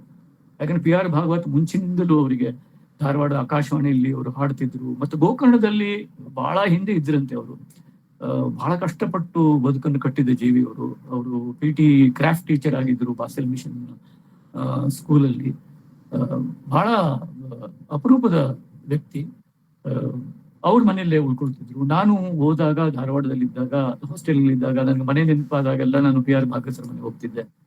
ಅಲ್ಲಿ ಯಾವುದೋ ಚಾಳ್ ಇದೆ, ಅದು ನಿಯರ್ ಕಿತ್ತೂರು ಜನ್ಮ ಪಾರ್ಕ್. ನನ್ನ ತನ್ಮೀಯ ಸೂಟಿ ಅನ್ನುವಂಥ ಕಥೆಯಲ್ಲಿ ನಾನು ಆ ಜಾಗಕ್ಕೆ ನನ್ನ ಕೃತಜ್ಞತೆ ಹೇಗೋ ಸಲ್ಲಿಸಿದ್ದೀನಿ. ಆ ಜಾಗವನ್ನು ತಂದಿದ್ದೀನಿ. ಮಹೇಂದ್ರಗಢ ಚಾಳ್ನಲ್ಲಿ ಇರ್ತಿದ್ರು. ಅಲ್ಲಿ ನಮ್ಮ ತಂದೆಯವರು ಯಾವಾಗಲೂ ಹೋಗಿ ಅವ್ರ ಮನೆಯಲ್ಲಿ ಉಳ್ಕೊಳ್ತಾ ಇದ್ರು. ಅವ್ರಿಗೆ ಆ ಜಾಗ ಬಹಳ ಇಷ್ಟ, ಧಾರವಾಡದ ಬಗ್ಗೆ. ಆಮೇಲೆ ನನ್ನ ಜೊತೆಗೆ ಬಂದ್ರೆ ಅವರು, ನಮಗೆ ಯಂಗ್ಸ್ಟರ್ಸಿಗೇನು, ಗೋಕರ್ಣದಲ್ಲಿ ಟ್ಯೂರಿಂಗ್ ಟಾಕೀಸು ಒಂದೇ ಸಿನಿಮಾ. ಸಿಟಿಗೆ ಹೋದ್ರೆ ನಮ್ಗೆ 2 ದಿವಸ ಇದ್ರೆ 4 ಸಿನಿಮಾ ನೋಡ್ಬೇಕು ಅಂತ ನನಗನ್ಸ್ತಿತ್ತು. ಸೊ ಮಧ್ಯಾಹ್ನ ಒಂದು ಶೋ, ರಾತ್ರಿ ಒಂದು ಶೋ, ಮಧ್ಯಾಹ್ನ ಒಂದು ಶೋ, ರಾತ್ರಿ ಒಂದು show. He will come with me. See that's what ನನಗೆ ಇಷ್ಟ. ಅದು ಹೊಸತನ್ನ ಕಲಿಬೇಕು ಅನ್ನೋದು ಅವರ ಒಂದು ತುಡಿತಾ ಇದೆಯಲ್ಲ. ಸ್ಕ್ರಿಪ್ಟ್ ಬಗ್ಗೆ ಕೂಡ ಅವ್ರಿಗೆ ಹೊಸತು ಸ್ಕ್ರಿಪ್ಟ್ ಹೇಗಿರ್ತದೆ ಅಂತ, ಸಿನಿಮಾ ಸ್ಕ್ರಿಪ್ಟ್ ಹೇಗಿರ್ತದೆ ಅನ್ನೋದ್ರ ಬಗ್ಗೆ ಅವರು ಈ ವಾಸ್ ವೆರಿ ಕ್ಯೂರಿಯಸ್. ಅವರಿಗೆ ನಾಟಕಕ್ಕಿಂತ ಸ್ಕ್ರಿಪ್ಟ್ ಹೇಗೆ ಭಿನ್ನ ಅನ್ನೋದನ್ನ ತಿಳಿಯೋದಕ್ಕೆ ಕುತೂಹಲ ಆಯ್ತು ಅವರಿಗೆ. ಯಾಕಂದ್ರೆ ಅವರು ರೇಡಿಯೋ ನಾಟಕ ಮಾಡಿದವರು. ಅವರ ಪ್ರಕಾರಗಳನ್ನು ನೋಡಿ, ಅದರಲ್ಲಿ ರೇಡಿಯೋ ಗೀತ ರೂಪಕಗಳಿವೆ, ರೇಡಿಯೋ ನಾಟಕಗಳಿವೆ. ನಾಟಕಗಳನ್ನು ಎಲ್ಲರೂ ಬರೀತಾರೆ. ರೇಡಿಯೋ ನಾಟಕಗಳು ಅಂದಾಗ ಅದು ಬೇರೆ ಇರುತ್ತೆ. ಅದು ರೇಡಿಯೋ ನಾಟಕ ಅಂದ್ರೆ ಧ್ವನಿಯಿಂದನೇ ಆಲಿಸಬೇಕಾದ್ದು, ಅವುಗಳ ಸಾಧ್ಯತೆಗಳು ಬೇರೆ. ಅದನ್ನ ನಾವು ಗ್ರಹಿಸಬೇಕಾದ್ದು, ಬರವಣಿಗೆ ಮಾಡುವನು ಗ್ರಹಿಸಬೇಕಾದ ರೀತಿ ಬೇರೆ. ಗೀತ ರೂಪಕಗಳು ಹಾಗೆ. ಗೀತ ರೂಪಕಗಳು ಅದು ಅವು ಗೀತೆಗಳ ಮೂಲಕನೇ ಸಂಭಾಷಣೆ ಸಾಗಬೇಕಾಗುತ್ತೆ. ಅವುಗಳ ಸ್ಕಿಲ್ಗಳು ಬೇರೆ. ಅವರು ಬರ್ತಿರೋದು ಅವುಗಳನ್ನ, ಯಾವುದು ಪೂತಿನ ಅವರು ಬರ್ದಂಗೆ ಆ ತರ ಇವ್ರು ಬರ್ತಿದ್ದಾರೆ. ಸೊ ಯಾವುದು ಕಡಿಮೆ ಇದೆಯೋ ಅವುಗಳನ್ನ ಅವರು ಬರ್ದಿದ್ದಾರೆ. ಸೊ ಅದು ಆಕಾಶವಾಣಿಗೆ ಅವರು ಹೋಗ್ತಾ ಇದ್ದಾರೆ. ಯಾಕಂದ್ರೆ NK ಅವರು ಅವ್ರ ಹತ್ರ ಬಹಳ ಬಡಿಸಿದ್ದಾರೆ, NK ಕುಲಕರ್ಣಿ. ಇದನ್ನ ಯಾರು ಬರೆಯೋದಿಲ್ಲ, ನೀವು ಬರಿಬೇಕು ಅಂತ ಹೇಳ್ತಿದ್ರು. ಇವರು ಅದನ್ನ ಬರಿತಿದ್ರು. ಸಿನಿಮಾಕ್ಕೂ ಹಾಗೆ, ನಾನು ಹೇಳಿದ ಸಿನಿಮಾಕ್ಕೆ ಬರ್ತಿದ್ರು ಇವರು. ಜೇಡರ ಬಲೆಗೆ ಹೋಗೋಣ, ಬಾಂಡ್ ಸಿನಿಮಾಕ್ಕೆ ಹತ್ರ ಬರ್ತಿದ್ರು. ಅಂದ್ರೆ ಈ ವಾಸ್ ಫಾಂಡ್ ಆಫ್ ಎವ್ರಿಥಿಂಗ್. ಅತ್ಯಂತ ಆಧುನಿಕ ಚಿತ್ರಗಳು ಕೂಡ ಅವರಿಗೆ ಇಷ್ಟ. ಡಾಕ್ಟರ್ ಸೇವಾಗ ಹೋಗೋಣ ಅಂದ್ರೆ ಬರ್ತಿದ್ರು. ಅಂದ್ರೆ ಅವರಿಗೆ ವೆರಿ ವೆರಿ ಫಾಂಡ್. ಅಂದ್ರೆ ಯಾವುದು ಹೊಸ್ತು, ಯಾವುದು ಅತ್ಯಾಧುನಿಕ ಅನ್ನೋದ್ರ ಬಗ್ಗೆ ನನ್ನಷ್ಟೇ ಅವರಿಗೆ ಕುತೂಹಲ ಮತ್ತು ಆಕರ್ಷಣೆ ಇತ್ತು. ಅವರ ಒಂದು ತಾಯಿ ನುಡಿ ಅಂತ ಮುಂಬೈಯಿಂದ ಬರ್ತಾ ಇರುವಂತಹ ಮೆಂಡನ್ ಅವರ ಒಂದು ಸಂಚಿಕೆಯಲ್ಲಿ ಅವರು ಒಂದು ಸಂಸ್ಕೃತದ ಒಂದು ಸಣ್ಣ ಶ್ಲೋಕವನ್ನ ಒಂದು ಸಿನಿಮಾ ಸ್ಕ್ರಿಪ್ಟ್ ತರ ಇದೆ ಅಂತ ಅವರು ಒಂದು ಆರ್ಟಿಕಲ್ ಬರ್ತಿದ್ದಾರೆ. ಅದನ್ನ MG ಹೆಗ್ಡೆ ಅವರು ಅವರ ಮುನ್ನುಡಿಯಲ್ಲಿ ಉಲ್ಲೇಖಿಸಿದ್ದಾರೆ, ಅವರ ಈ ಸಂಪುಟದ ಒಂದು ಸಂಚಿಕೆಯಲ್ಲಿ. ಬಹಳ ಇಂಟ್ರೆಸ್ಟಿಂಗ್ ಆಗಿದೆ ಅದು. ಟೈಮ್ ಇಲ್ಲ ಇಲ್ಲದೆ ನಾನು ಹೇಳ್ತಿದ್ದೇನೆ. ಒಂದು ಲಾಂಗ್ ಶಾರ್ಟ್ ಹೇಗಿದೆ, ಇಟ್ ಜಸ್ಟ್ 8 ಸೆಂಟೆನ್ಸ್ ಒಂದು ಶ್ಲೋಕದಲ್ಲಿ. ಅದನ್ನು ನಾವು ಹೇಗೆ ಒಂದು short break down of a film ತರ ಹೇಗೆ ನೋಡಬಹುದು ಅನ್ನೋದನ್ನ ಗೌರೀಶ್ ಕಾಯ್ಕಿಣಿಯವರು 1990ನೇ ಇಸ್ವಿಯಲ್ಲಿ ಮುಂಬೈಯಿಂದ ಬರುವಂತ ತಾಯಿ ನುಡಿ ಪತ್ರಿಕೆಯ ಒಂದು ವಿಶೇಷಾಂಕದಲ್ಲಿ ಒಂದು ಪುಟದ ಲೇಖನದಲ್ಲಿ ಬರೆದಿದೆ. ಇದು ಲಾಂಗ್ ಶಾಟು, ಇದು ಕ್ಲೋಸ್ ಅಪ್, ಇದು ಕ್ಲೋಸ್ ಅಪ್, ಇದು ಮತ್ತೆ ಪಾಸಿಂಗ್ ಶಾಟು ಅಂತ ಹೀಗೆ ಶಾರ್ಟ್ ಡಿವಿಷನ್ ಮಾಡಿ ಒಂದು ಸಂಸ್ಕೃತ ಶ್ಲೋಕವನ್ನು ವಿವರಿಸಿದ್ದಾರೆ. ಇದು ಐ ಥಿಂಕ್ ಇದು ಬಹಳ ವಿಶೇಷವಾದದ್ದು ಅಂತ ನನ್ನ ಇದನ್ನ ನಮ್ಮ ಕನ್ನಡ ಸಾಹಿತ್ಯ ವಿಮರ್ಶೆ ಕೂಡ ಎಕ್ನಾಲೇಜ್ ಮಾಡಲ್ಲ. ಅಂದ್ರೆ ಇದು ಈ ಸಂವೇದನೆ ಇದೆಯಲ್ಲ, ಈ ಸಂವೇದನೆಯನ್ನ ನಾವು ಹೇಗೆ ಕ್ವಾಂಟಿಫೈ ಮಾಡ್ತೀವಿ, ಈ ಸಂವೇದನೆಯನ್ನ ನಾವು ಹೇಗೆ ಗ್ರಹಿಸ್ತೀವಿ, ಈ ಸಂವೇದನೆ ನಾವು ಎಲ್ಲಿ ಇಡ್ತೀವಿ ನಾವು ಇದನ್ನ ಇಡ್ಬೇಕು. ಅದು ಆ ತರ ನೋಡುದಲ್ಲ, ಇದನ್ನ ನೋಡೋದಕ್ಕೆ ತುಂಬಾ ವಿಶಾಲವಾದಂತಹ ಒಂದು ಹ್ಯೂಮಿಲಿಟಿ ಇರುವಂತಹ ಒಂದು ಸ್ಪೇಸ್ ಬೇಕು ಮನಸ್ಸಿಗೆ. ಆಗಲೇ ಇವೆಲ್ಲ ನಮ್ಮ ಇಟ್ಟಿಗೆಗೆ ಸಿಗಬಲ್ಲದು ಅಂತ ನನಗನ್ಸುತ್ತೆ. ಆಮೇಲೆ ಇನ್ನೊಂದು ಅವರಿಗೆ ಇಷ್ಟವಾದ ಜಾಗ ಮುಂಬೈ. ಯಾಕೆ ಅಂದ್ರೆ ಅದು ಮೊದಲಿಂದನೂ ಅವರ ಮನಸ್ಸಿನ ಭಾಗ. ಅವರಿಗೆ ಮರಾಠಿ ನಾಟಕಗಳು, ಮರಾಠಿ ಪೂಲ ದೇಶಪಾಂಡೆಯಿಂದ ಹಿಡಿದು ಅತ್ತರೆಯಿಂದ ಹಿಡಿದು ಎಲ್ಲರೂ ಬಹಳ ಇಷ್ಟ. ಮರಾಠಿ ಕವಿಗಳು ಇಷ್ಟ. ಆಮೇಲೆ ತುಂಬಾ ಅವ್ರ ಮನಸ್ಸು ಬಹಳ. ಹೀಗಾಗಿ ನಾನು ಮುಂಬೈಗೆ ಬಂದಾಗ, ನಾನು ಬ್ರಹ್ಮಚಾರಿ ಅಂದ್ರೆ ಬ್ಯಾಚುಲರ್ ಆಗಿದ್ದಾಗಲೂ ಕೂಡ ಮಳೆಗಾಲದಲ್ಲಿ ನನ್ನ ತಂದೆ ತಾಯಿ ಮುಂಬೈಗೆ ಬರ್ತಾ ಇದ್ರು. ನನ್ನ ಬ್ಯಾಚುಲರ್ ಕೋಣೆಯಲ್ಲೇ ಇರ್ತಾ ಇದ್ರು. ನಾನು ಮುಲುಂಡೀಸ್ ಅಲ್ಲಿ ಇದ್ದಾಗ ನವಘರ್ ರೋಡ್ ಅಲ್ಲಿ ಇದ್ದೆ. ಸಣ್ಣ 1 ರೂಮ್ ಕಿಚನ್ ಇತ್ತು. ನನ್ನ ಜೊತೆಗೆ ನನ್ನ ಸಹವಾಸಿಗಳು ಅಂದ್ರೆ ಗುಮಾರ್ ಜೋಶಿ ಅಂತ, ಅವರು ಗೋಕರ್ಣದವರು, ಗಜಾನನ್ ಉಪಾಧ್ಯ, ಆಮೇಲೆ ವಿಠಲ್ ಕಟ್ಟಿ ಅಂತ ಅವನು ಈ ಗುಲ್ಬರ್ಗಾದಲ್ಲಿದ್ದಾನೆ ಅವನು. ಆಮೇಲೆ ನಾವೆಲ್ಲ ಒಟ್ಟಿಗೆ ಇರ್ತಾ ಇದ್ವಿ. ಆಮೇಲೆ ನನ್ನ ಇತರ ಫ್ರೆಂಡ್ಸ್ ಶರತ್ ಸೌಕೂರ್ ಅಂತ ಮುಂಬೈಯಲ್ಲೇ ಇದ್ರು, ಮಲಾಡಲ್ಲಿ. ಆಮೇಲೆ SK ಪ್ರಭು ಅಂತ ಭಟ್ಕಳದವನು. ನಾವೆಲ್ಲ ಅವಾಗ ಗೆಳೆಯರು, ಮುಂಬೈ ಗೆಳೆಯರು. ನಾವೆಲ್ಲ ಒಟ್ಟಿಗೆ ಸೇರ್ತಿದ್ವಿ. ಆಗ ನಾವು ಇಲ್ಲಿ ನಮ್ಮ ಗಡ್ಕರಿ ರಂಗಾಯತನದಲ್ಲಿ ಮರಾಠಿ ನಾಟಕ ಪುರುಷ್ ಕಾಶಿರಾಮ್ ಕೊತ್ವಾಲ್ ನೋಡಕ್ ಹೋಗ್ತಿದ್ವಿ. ಆಮೇಲೆ NCPAದಲ್ಲಿ ಅವ್ರನ್ನ ಕರ್ಕೊಂಡು ನಾನು ಅದು ನಮ್ಮ ಸಂಗೀತ ಕಚೇರಿಗಳಿಗೆ ಹೋಗ್ತಿದ್ವಿ. ಸೊ ಅವೆಲ್ಲ ಅವಾಗ ಅವರಿಗೆ 70-75 ಲೋಕಲ್ ಟ್ರೈನಲ್ಲಿ ಅವ್ರನ್ನ ಕರ್ಕೊಂಡು ಹೋಗ್ತಿದ್ದೆ ನಾನು. ಆ ರಶ್ ಅಲ್ಲಿ ಬರ್ತಿದ್ರು ಅವರು. ನನ್ಗೊಂದು ಘಟನೆ ನೆನಪಾಗುತ್ತೆ, ಅದು ಈಗ ನೆನಪಾಯ್ತು ಹೇಳುವಾಗ. ಅದನ್ನ ನಾನು ಪ್ಲಾನ್ ಮಾಡಿರ್ಲಿಲ್ಲ ಅಂತ. ಒಂದ್ಸಲ ನಾವು ಅವರೆಲ್ಲ ಟ್ರೈನ್ ಹತ್ತುವಾಗ ಎಲ್ಲಿಗೋ ವಿಟಿಗೆ ಹೊರಟಿದ್ವಿ. ನಾವು ಮುಳ್ಳುಂಡಲ್ಲಿ ಟ್ರೈನ್ ಹತ್ತಿದ್ವಿ. ಅವ್ರು ಹತ್ತಿದ್ರು, ನಾನು ಹಿಂದೆ ಇದ್ದೆ. ಅವ್ರು ಹತ್ತಿದ್ರು, ಟ್ರೈನ್ ಹೊರಟು ಬಿಡ್ತು. ರಶ್. ನಾವು ತುಂಬಾ ಇದಾಗ್ಬಿಟ್ವಿ. ಅಂದ್ರೆ ಏನ್ ಮಾಡ್ಬೇಕು ಅಂತಾನೆ ಗೊತ್ತಾಗಿಲ್ಲ. ನಾವು ಎಲ್ಲಿ ಇಳಿಬೇಕು ಅಂತ, ನಾವು ಎಲ್ಲಿ ಊರಿಗೆ ಹೊರಡ್ಬೇಕು ಅಂತಿದ್ವಿ ಆ ದಿವಸ. ನಾವು ಮುಂದೆ ಎಲ್ಲೋ ಪರೇಲಲ್ಲಿ ಇಡಬೇಕು. ನಾವು ಪರೇಲಲ್ಲಿ ಇಳಿದು ಅಲ್ಲಿಂದ ಟ್ಯಾಕ್ಸಿ ತಗೊಂಡು ಹೋಗ್ಬೇಕು, ಬಾಂಬೆ ಸೆಂಟ್ರಲ್ಗೆ ಹೋಗ್ಬೇಕು. ಅಲ್ಲಿಂದ ಬಸ್ ಹಾಗೆ. ಸೊ ಕಟ್ಟಿಯನ್ನು ನಮ್ಮನ್ನು ಬಿಡೋಕ್ ಬರೋನಿದ್ದ. ಸೊ ಅದು ಮುಂದೆ ನಮ್ಗೆ ಟೆನ್ಷನ್. ಈಗ ನಾವು ವಿಟಿಗೆ ಹೋಗಿ ಮುಂದೆ ಇಳಿಬೇಕು. ನಾವು ನಮ್ಮ ತಂದೆಯವ್ರಿಗೆ ಏನೂ ಗೊತ್ತಿಲ್ಲ, ಅವ್ರು ಎಲ್ಲಿ ಇಳಿತಾರೆ, ಈ ಟ್ರೈನಲ್ಲಿ ಏನ್ ಮಾಡ್ತಾರೆ. ನಮ್ಗೆ ಜೀವದಲ್ಲಿ ಜೀವ ಇಲ್ಲ. ನಾನು, ನನ್ನ ತಾಯಿ, ಆಮೇಲೆ ಏನು ಗೊತ್ತಾಗ್ತಿಲ್ಲ. ಸೊ ಆಮೇಲೆ ಆಮೇಲೆ ನನಗಂತೂ ಐ ವಾಸ್ ಕಂಪ್ಲೀಟ್ಲಿ ಬ್ಲ್ಯಾಂಕ್. ನಾನು ಆಮೇಲೆ ಡಿಸೈಡ್ ಮಾಡಿ ಒಬ್ಬರು ವಿಟಿಗೆ ಹೋಗೋದು, ಒಬ್ರು ಮುಂದಿನ ಸ್ಟೇಷನ್ ಅಲ್ಲಿ ಇರೋದು. ನಾನು ಪ್ರತಿ ಸ್ಟೇಷನ್ ಅಲ್ಲೂ ಹೊರಗೆ ನೋಡ್ತಿದ್ದೆ, ಯಾಕಂದ್ರೆ ಅವ್ರು ನೆಕ್ಸ್ಟ್ ಸ್ಟೇಷನ್ ಅಲ್ಲಿ ಇಲ್ಬಿಟ್ಟಿದ್ದೆ ಅಂತ. ಟಿಪಿಕಲ್ ಬಾಂಬೆ ಪ್ರಾಬ್ಲಮ್, ನಿಮ್ಗೆಲ್ಲ ಮುಂಬೈಲಿ ಇದ್ದವ್ರಿಗೆ ಅರ್ಥ ಆಗುತ್ತೆ. ಆಮೇಲೆ ನಾವು ಹೋಗಿ ಅದೇ ಪರೇಲಲ್ಲಿ ನಾವು ಇಳಿದ್ವಿ. ಇಳಿದ್ರೆ ಅಲ್ಲಿ ನಿಂತಿದ್ದಾರೆ ಇವರು. ಮತ್ತೆ ಜೊತೆಗೆ ಸಾಕ್ಷಾತ್ ದೇವರಂತೆ ಕಟ್ಟಿ ಇದ್ದಾನೆ. ಯಾಕಂದ್ರೆ ಅವನು ಮುಂದಿನ ಡಬ್ಬಿಯಲ್ಲಿ ಇದ್ನಂತೆ. He was there. ಅಲ್ಲ, ಅವನು ಅದೇ ಡಬ್ಬಿಯಲ್ಲಿ ಹತ್ತಿದ್ದ. ಅವನು ಪಪ್ಪನ್ ನೋಡ್ದ. ಇವಾಗ ನೋಡ್ಬಿಟ್ಟು ಅರೆ ಇಲ್ಲಿ ಆಗಿದ್ರಿ ಅಂತ ಅವ್ನು ಕೇಳ್ದ. ಆಮೇಲೆ ಅದು ಒಂಥರ ಅದೊಂದು ಆಕಸ್ಮಿಕ ಆಯ್ತು. ಅಂದ್ರೆ ಅದು ಒಂದು ರೀತಿ ಆ ಒಂದು coincidence was very baffling and very very heart warm. So ಅದಂತ ನಾನು ಅವರಿಗೆ ಕೇಳಿದೆ. ಆಮೇಲೆ ನಿಮ್ಗೆ ಏನ್ ಅನಿಸ್ತು ಆ ಒಂದು 20 ನಿಮಿಷನೋ 25? ಏನಿಲ್ಲ, ನಾನು ಏನ್ ಮಾಡ್ತಿದ್ದೆ ನೀನು ಅಂತ ಹೇಳಿದೆ. ನಾನು ಏನಿಲ್ಲ, ನಾನು ಲಾಸ್ಟ್ ಸ್ಟೇಷನ್ ಅಲ್ಲಿ ಇಳಿತಿದ್ದೆ. ನಾನು ಐ ವುಡ್ ಹ್ಯಾವ್ ವೇಟೆಡ್ ಅಂತ ಹೇಳಿದ್ರು ಅಷ್ಟೇ, ಮತ್ತೇನಿಲ್ಲ. ಅವರು ತುಂಬಾ ಕೂಲ್ ಆಗಿರ್ತಿದ್ರು. ತುಂಬಾ ಒಂಥರ ಪ್ಯಾನಿಕ್ ಅಂತ ಯಾವತ್ತೂ ನಾನು ಅವ್ರನ್ನ ನೋಡಿಲ್ಲ.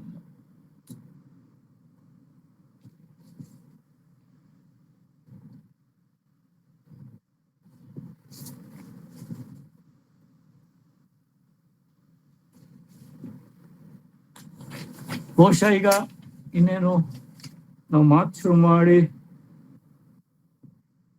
ಎಷ್ಟು 1 ಗಂಟೆ ಆಯ್ತಾ? ಮತ್ತೊಂದು 10 ನಿಮಿಷ, ಮತ್ತೊಂದು 5 ನಿಮಿಷ ಮಾತಾಡ್ತೀನಿ ನಾನು. ಅವರ ಅಲ್ಲ, ನಿಮ್ಮ ಪ್ರಶ್ನೆಗಳೇನಾದ್ರೂ ಇವೆಯಾ? ಸರ್, ನಿಮ್ದು ಮಾತು ಮುಗಿದ ಮೇಲೆ ಪ್ರಶ್ನೆಗಳನ್ನ ತಗೊಳ್ಬಹುದು. ಓಕೆ, ಆವಾಗ್ಲೇ ನಾನು ಮತ್ತೇನಾದ್ರೂ ಹೇಳೋದಿದ್ರೆ ಹೇಳ್ತೀನಿ, ಆಯ್ತಾ? ಸೊ ನನ್ನ ಈ ಮಾತುಗಳನ್ನ ಒಂದಿಬ್ಬರನ್ನ ನಾನು ನೆನೆಸ್ಬೇಕು. ಅದನ್ನು ಹೇಳ್ಬಿಟ್ಟು ನನ್ನ ಮಾತು ಮುಗಿಸ್ತೇನೆ. ಏನು ಅಂದ್ರೆ, ಒಂದು ಅಂದ್ರೆ ನಮ್ಮ ತಂದೆ ತಾಯಿ ಯಾವಾಗ್ಲೂ ಗೋಕರ್ಣದಲ್ಲೇ ಇದ್ರು. ಅವರಿಗೆ ನಾನು ತುಂಬಾ ನಾನು ಬೆಂಗಳೂರಿಗೆ ಬಂದ್ಮೇಲೂ ಕೂಡ, ನಾನು ಬೆಂಗಳೂರಿಗೆ ಬಂದಿದ್ದೆ ನಾನು ಗೋಕರ್ಣಕ್ಕೆ ಹತ್ರ ಆಗತ್ತೆ ಅನ್ನೋ ಒಂದೇ ಒಂದು ಕಾರಣದಿಂದ. ಬಟ್ ಅವರಿಗೆ ಗೋಕರ್ಣನೇ ಅವರ ಕಂಪನ ಕೇಂದ್ರ, ಎಪಿಸೆಂಟರ್, ಅಲ್ಲೇ ಇರಬೇಕು ಅಂತ ಅನಿಸ್ತು ಅವರಿಗೆ. ಮತ್ತೆ ಅವರು ಸರಿ, ಅದು ಒಂದು ಅಂತ ನನಗೂ ಅನಿಸ್ತು. ಅವರಲ್ಲಿದ್ರೆ ನಾವು ಅಲ್ಲಿದ್ದ ಹಾಗೆ ಅಂತ ಅನಿಸ್ತಾ ಇತ್ತು. ಹೀಗಾಗಿ ನಾನು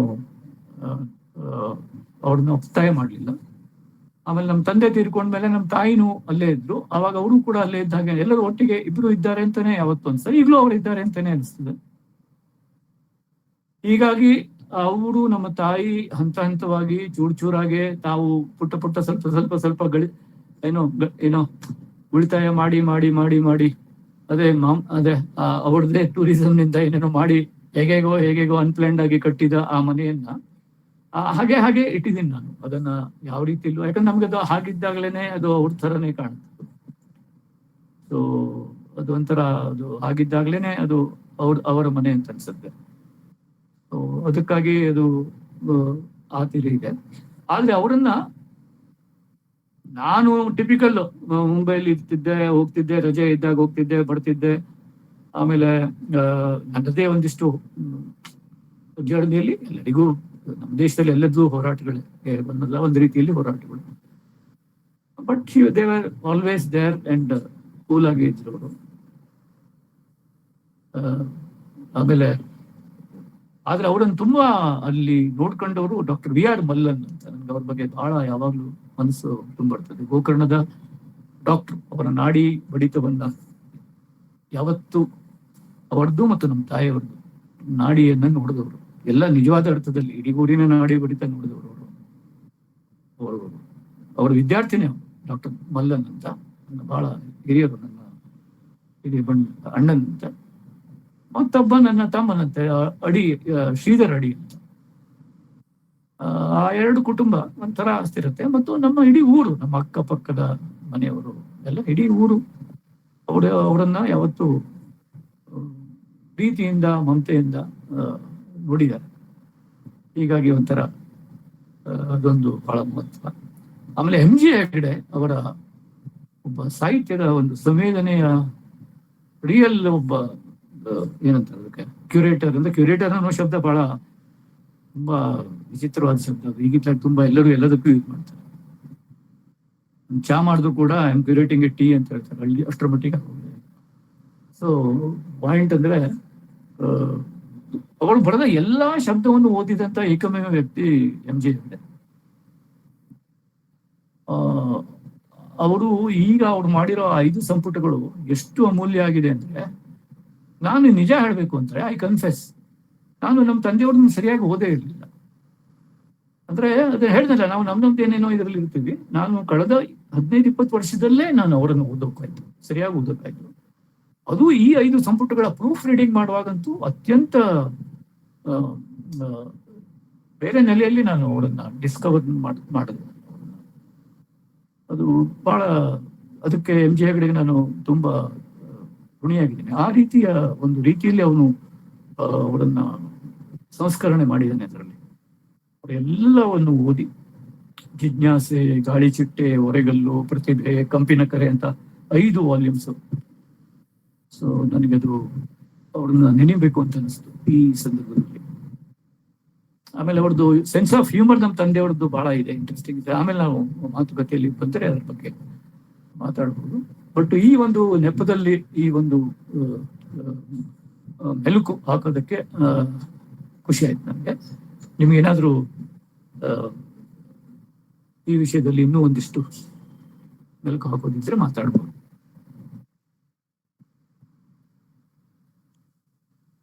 ಧನ್ಯವಾದಗಳು. ಬಹಳ ಅದ್ಭುತವಾಗಿತ್ತು. ಯಾರಿಗಾದ್ರೂ ಪ್ರಶ್ನೆಗಳನ್ನ ಕೇಳೋದಿದ್ರೆ ಅನ್ಮ್ಯೂಟ್ ಮಾಡ್ಕೊಂಡು ಕೇಳ್ಬೋದು, ಇಲ್ಲ ಚಾಟ್ ಬಾಕ್ಸ್ ನಲ್ಲೂ ಹಾಕ್ಬೋದು. ಉಜ್ವಲ್ ಅವರು ಪ್ಲೀಸ್ ಕೇಳಿ ಸರ್. ಸರ್, ಗಿರೀಶ್ ಕಾಯ್ಕಿಣಿ ಅವ್ರದ್ದು ಕೊಂಕಣಿ ಬಗ್ಗೆ ನಂಗೆ ಸ್ವಲ್ಪ ಇಷ್ಟ ಇದೆ. ಅದರ ಬಗ್ಗೆ ಸ್ವಲ್ಪ ತಿಳಿಸ್ತಾರೆ, ಸಾಹಿತ್ಯದ ಬಗ್ಗೆ. ಅವರು ಕೊಂಕಣಿಯಲ್ಲಿ ಬಹಳ ಅವರಿಗೆ ಆಸಕ್ತಿ ಇತ್ತು. ಮತ್ತು ಅವರು ಒಂದು ಪುಸ್ತಕ ಕೊಂಕಣಿಯಲ್ಲಿ ಬರೆದಿದ್ದಾರೆ. ಕೊಂಕಣಿ ಕವನಗಳ ಸಂಗ್ರಹ ಇದೆ, ಮೀನಾಕ್ಷಿ ಅಂತ. ಅದನ್ನ ಆಲ್ರೆಡಿ ಗೋವಾ ಕೊಂಕಣಿ ಕುಳಾಗರ ಪ್ರಕಾಶನ ಅಂತ ಅವರು ಅದನ್ನ ಪ್ರಕಾಶನ ಮಾಡಿದ್ದಾರೆ, ಬಂದಿದೆ ಅದು. ಅದನ್ನ ಅವರು ನನ್ನ ಶ್ರೀಮತಿ ಸ್ಮಿತಾಗೆ ಅರ್ಪಣೆ ಮಾಡಿದ್ದಾರೆ. ಅದು ನಮ್ಮ ಮದುವೆಯಾದ ಸಂದರ್ಭದಲ್ಲೇನೆ ಅದು ಪುಸ್ತಕ ಪ್ರಕಟ ಆಗಿತ್ತು. ಅದನ್ನ ಸ್ಮಿತಾಗೆ ಅದನ್ನ ಅರ್ಪಣೆ ಕೂಡ ಮಾಡಿದ್ದಾರೆ. ಆಮೇಲೆ ಕೊಂಕಣಿಯಲ್ಲಿ ಬಹಳ ಇಂಟ್ರೆಸ್ಟಿಂಗ್ ಅಂದ್ರೆ, ಕೊಂಕಣಿಯಲ್ಲಿ ಒಂದು 100-200 ಹೇಗೆ ಕನ್ನಡ ಹೇಗೆ 200 ಕಿಲೋಮೀಟರ್ಗೆ ಬದಲಾಗುತ್ತಲ್ಲ ಭಾಷೆ, ಹಾಗೆ ಕೊಂಕಣಿ ಕೂಡ ಗೋವಾದಲ್ಲಿ ಕೊಂಕಣಿ ಬೇರೆ, ನೀವು ಕರ್ನಾಟಕಕ್ಕೆ ಬಂದ್ರೆ ಕೊಂಕಣಿ ಬೇರೆ. ಅದು ಕೂಡ ಕಾರವಾರದಲ್ಲಿ ಒಂಥರ ಇರುತ್ತೆ, ಅದು ಕುಮಟಾ ಹೊನ್ನಾವರಕ್ಕೆ ಬಂದ್ರೆ ಒಂಥರ ಆಗತ್ತೆ, ನೀವು ಮಂಗಳೂರು ಕಾಸರಗೋಡಿಗೆ ಹೋದ್ರೆ ಬಂದ್ರೆ ಒಂಥರ ಆಗತ್ತೆ, ಮಲಯಾಳಂ ಅಲ್ಲಿ ಕೇರಳಕ್ಕೆ ಹೋದ್ರೆ ಒಂಥರ ಆಗತ್ತೆ, ಆತರ. ಹೀಗಾಗಿ ಲಿಟ್ರೇಚರಿಗೆ ಬಂದ್ರೆ ಬಹಳ ಟ್ರಿಕ್ಕಿ ಇದೆ ಅದು. ಈ ಗೋವನ್ ಕೊಂಕಣಿ ಅಂತೇನ್ ಹೇಳ್ತೇವೆ, ಗೋವನ್ ಕೊಂಕಣಿಯ ಲಿಟ್ರೇಚರ್ ಕೊಂಕಣಿ ಬೇರೆ ಆಗುತ್ತೆ, ಕರ್ನಾಟಕದ ಕೊಂಕಣಿಯ ಲಿಟ್ರೇಚರ್ ಕೊಂಕಣಿ ಬೇರೆ ಆಗುತ್ತೆ. ಸೊ ಈ ತರ ಹೀಗೆ. ಸೊ ಹೀಗಾಗಿ ನಮ್ಮ ತಂದೆಯವರು ಒಂಥರ ವಿಶಿಷ್ಟವಾಗಿ ಅದೆಲ್ಲರೂ ಎಲ್ಲಾ ಕೊಂಕಣಿಗಳಿಗೂ ಸ್ವಲ್ಪ ಸ್ವಲ್ಪ ಸ್ವಲ್ಪ ತಾಗೋ ತರದ್ದು ಒಂದು ಕೊಂಕಣಿ ಇವಾಲ್ವ್ ಮಾಡಿ ಅವ್ರು ಬರ್ದಿದ್ದಾರೆ ಆ ಕೊಂಕಣಿ. ನಮಸ್ಕಾರ. ನಮಸ್ಕಾರ ಸರ್, ಅದು ಮೈಸೂರು ಬೆಂಗಳೂರು ಸಾಹಿತ್ಯ ಪರಿಷತ್ ಸನ್ಮಾನ ಇಟ್ಕೊಂಡಾಗ ಕೈಕಣಿ ಸರ್ ಅವರು ಒಂದು ತಾರಿ ಉದ್ಘಾಟನೆ ಹೋದದ್ದನ್ನು ಹೇಳಿ ಸರ್, ಅವರು ಸರಳತೆ ಬಗ್ಗೆ. ಅದು ನಾನು ಎಲ್ಲ ಕಡೆ ಹೇಳಿದ್ದೇನೆ ಅಂತ ಹೇಳಲಿಲ್ಲ ನಾನು. ಹೇಳಿ ಸರ್, ಹೇಳಿ. ಅದೆಲ್ಲ ಹೇಳಿ ಸರ್. ಇದೊಂದು ಘಟನೆ ಇದೆ, ಅದು ನಾನು ಸಾಮಾನ್ಯವಾಗಿ 2-3 ಕಡೆ ಹೇಳಿದ್ದೆ ಅಂತ ಹೇಳಲಿಲ್ಲ. ಇದು ಕನ್ನಡ ಸಾಹಿತ್ಯ ಪರಿಷತ್ತಿನ ಬೆಳ್ಳಿ ಹಬ್ಬದ ಸಂದರ್ಭದಲ್ಲಿ ಅವರಿಗೆ ಸನ್ಮಾನ ಮಾಡ್ತೇವೆ, ಅವರಿಗೆ ಬನ್ನಿ ಅಂತ ಒಂದು ಲೆಟರ್ ಬಂತು. ಆಗ ನಾನು ಎಲ್ಲಿದ್ದೆ, ಕಾಲೇಜಿನಲ್ಲಿದ್ದೆ, ಮನೆಗೆ ಬಂದಿದ್ದೆ ರಜೆಗೆ ಅಂತ ಕಾಣುತ್ತೆ. ಸೊ ನನಗೆ ಖುಷಿ, ಆಗ ಅಲ್ಲಿ ಹೋಗ್ಬೋದು. ನಾನು ಅವಾಗ ಸಿನಿಮಾ ರಿಲೀಸ್ ಆಗಿತ್ತು, ಏನೋ ಹಾತಿ ಮೇರೆ ಸಾತಿ ಎಲ್ಲ ರಿಲೀಸ್ ಆಗಿತ್ತು ಅಂತ, ಅದೆಲ್ಲ ನೋಡ್ಲಿಕ್ಕೆ ಸಿಗ್ತದೆ ಅಂತ ಖುಷಿ ನನಗೆ. ಸೊ ನಮ್ಮ ತಂದೆಯವರು ನನಗೆ ಒಂದು ಕಾರ್ಡ್ ಕೊಟ್ರು, ಹೋಗಿ ಹಾಕಬಾ.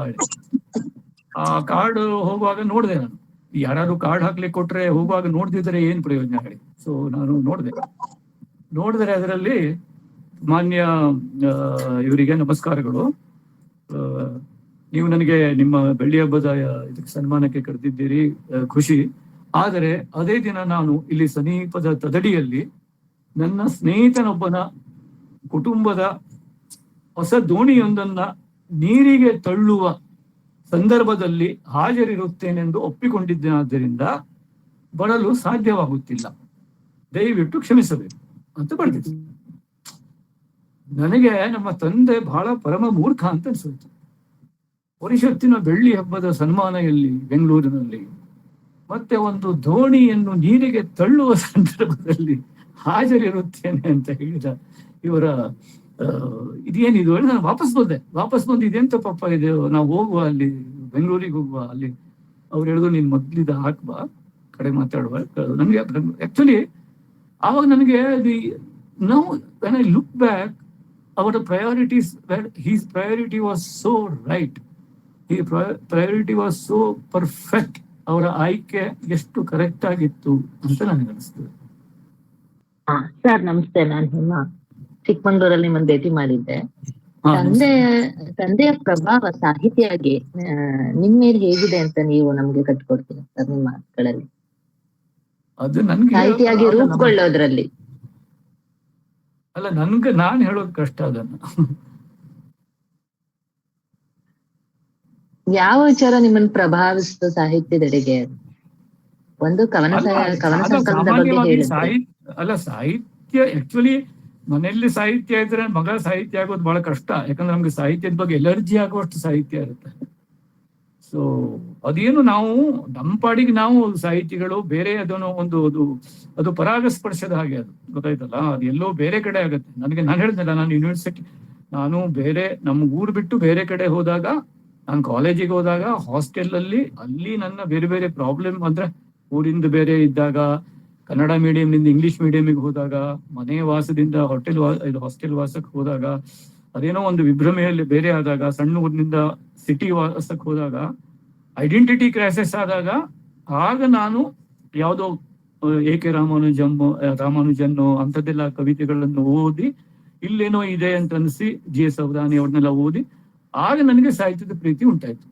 ಅದು ಬೇರೆ ನಂದು ಹೊರತು ಆಮೇಲೆ ನನ್ನ ಜೀವನ ದೃಷ್ಟಿ, ಅವರ ಜೀವನ ದೃಷ್ಟಿ, ಅವರ ತಂದೆಯವರ ಬದುಕಿದ ರೀತಿಯಿಂದ ಪ್ರಭಾವಿತರಾಗಿರ್ಬೋದು ಹೊರತು ಸಾಹಿತ್ಯ ಓದಿ ಸಾಹಿತ್ಯದಿಂದ ಪ್ರಭಾವ ಆತರ ಆಗಿದೆ ಅಂತ ಈಗ ನಿಂತು ನೋಡಿದ್ರೆ ನನ್ಗೆ ಅನ್ಸಲ್ಲ.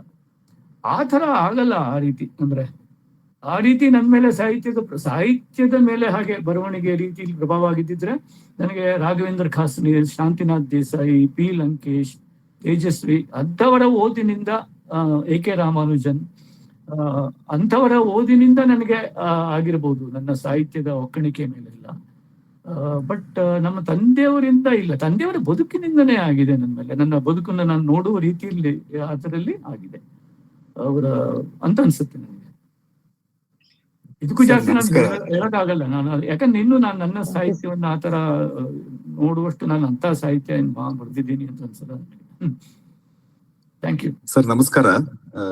ಪ್ರಶ್ನೆ ಅದೇ ದಿಟ್ಟಿನಲ್ಲಿ ತಂದೆಯವರು ನಿಮ್ಮ ಸಾಹಿತ್ಯದ ಬಗ್ಗೆ ಯಾವ ಅಭಿಪ್ರಾಯ ಅಥವಾ ಏನು ಹೇಳ್ತಾ ಇದ್ರು? ಇಲ್ಲ, ಅವರು ಸ್ವಲ್ಪ ನನ್ನನ್ನ ಒಂಥರ ಅವ್ರು ಎಲ್ಲರನ್ನೂ ಒಂಥರ ಅದೇ ನನ್ಗೆ ಅವ್ರ ಬಗ್ಗೆ ಅದ್ರ ಸ್ವಲ್ಪ ಸಿಟ್ಟಿತ್ತು. ಅವ್ರು ಎಲ್ಲರನ್ನೂ ಬೆನ್ ತಟ್ಟೋದಿತ್ತು. ಅವ್ರು ಎಲ್ಲರಿಗೂ ಹೊಗಳ್ತಿದ್ರು. ಅವರು ಏನ್ ಮಾಡಿದ್ರು ಉರಿದುಂಬಿಸೋದು, ಪ್ರೋತ್ಸಾಹಿಸೋದು. ನನಗೂ ಹಾಗೆ ಚೆನ್ನಾಗಿದೆ ಹೇಳ್ತಿದ್ರು. ಸೊ ಹೀಗಾಗಿ ಅದು ಒಂಥರ I was not very. Sir, ಅವರು ಒಂದು ಸಂದರ್ಶನದಲ್ಲಿ ಹೇಳ್ಕೊಂಡದ್ದನ್ನು ಓದಿದ್ದೆ, ಜಯಂತರಿಗೆ ನನ್ನ ಪ್ರಭಾವ ಇದೆ, ಆದ್ರೆ ಅವರು ಭಿನ್ನ ಅಂತ. ಅಂದ್ರೆ ಅದು ನನಗೊಂದ್ಸಲ ಅವ್ರು ಹೇಳಿದ್ರು ಹಿಂಗೆ ಅವ್ರು ಜೋಕ್ ಬಹಳ ಮಾಡ್ತಿದ್ರು. ಒಂದ್ಸಲ ಏನ್ ಹೇಳಿದ್ರು ಅಂದ್ರೆ, ನೀನ್ ಚೆನ್ನಾಗಿದೆ ಆದ್ರೆ ಅರ್ಥ ಆಗಿದ್ರೆ ಇನ್ನೂ ಚೆನ್ನಾಗಿತ್ತು ಅಂತ ಹೇಳಿದ್ರು. ನಾನು ಕವಿತೆ ಬರೆದು ಓದಿ ಚೆನ್ನಾಗಿದೆ ಬಟ್ ಸ್ವಲ್ಪ ಅರ್ಥ ಆಗಿದ್ರೆ ಇನ್ನೂ ಚೆನ್ನಾಗಿತ್ತು ಅಂದ್ರು. ನಾನು ಅವಾಗ ಸ್ವಲ್ಪ ಕ್ಲಿಷ್ಟವಾಗೆಲ್ಲ ಬರೀತಿದ್ದೆ ಅವಾಗ ಅರ್ಲಿ ಸ್ಟೇಜ್ ಅಲ್ಲಿ. ಸೊ ಆತರ ಆಮೇಲೆ ನಾನು ಅವ್ರಿಗೆ ಹೇಳಿದ್ದೆ, ನಾನು ಮತ್ತೆ ಅವರಿಗೆ ವಾಪಸ್ ಕೊಟ್ಟಿದ್ದೆ. ಬೇಂದ್ರೆಯಲ್ಲಿ ನನ್ಗೆ ಅರ್ಥ ಆಗ್ತದೆ, ನಿಮ್ ಬೇಂದ್ರೆನೂ ನನ್ಗೆ ಅರ್ಥ ಆಗುದಿಲ್ಲ, ಅವರು ನನ್ಗೆ ಅರ್ಥ ಆಗಿದ್ರೆ ಇನ್ನೂ ಚಲೋ ಆಗ್ತಿತ್ತು ಅಂತೇನೋ ಹೇಳಿದ್ದೆ ನಾನು. ಇನ್ನೂ ನೆನಪಿದೆ ನನಗೆ.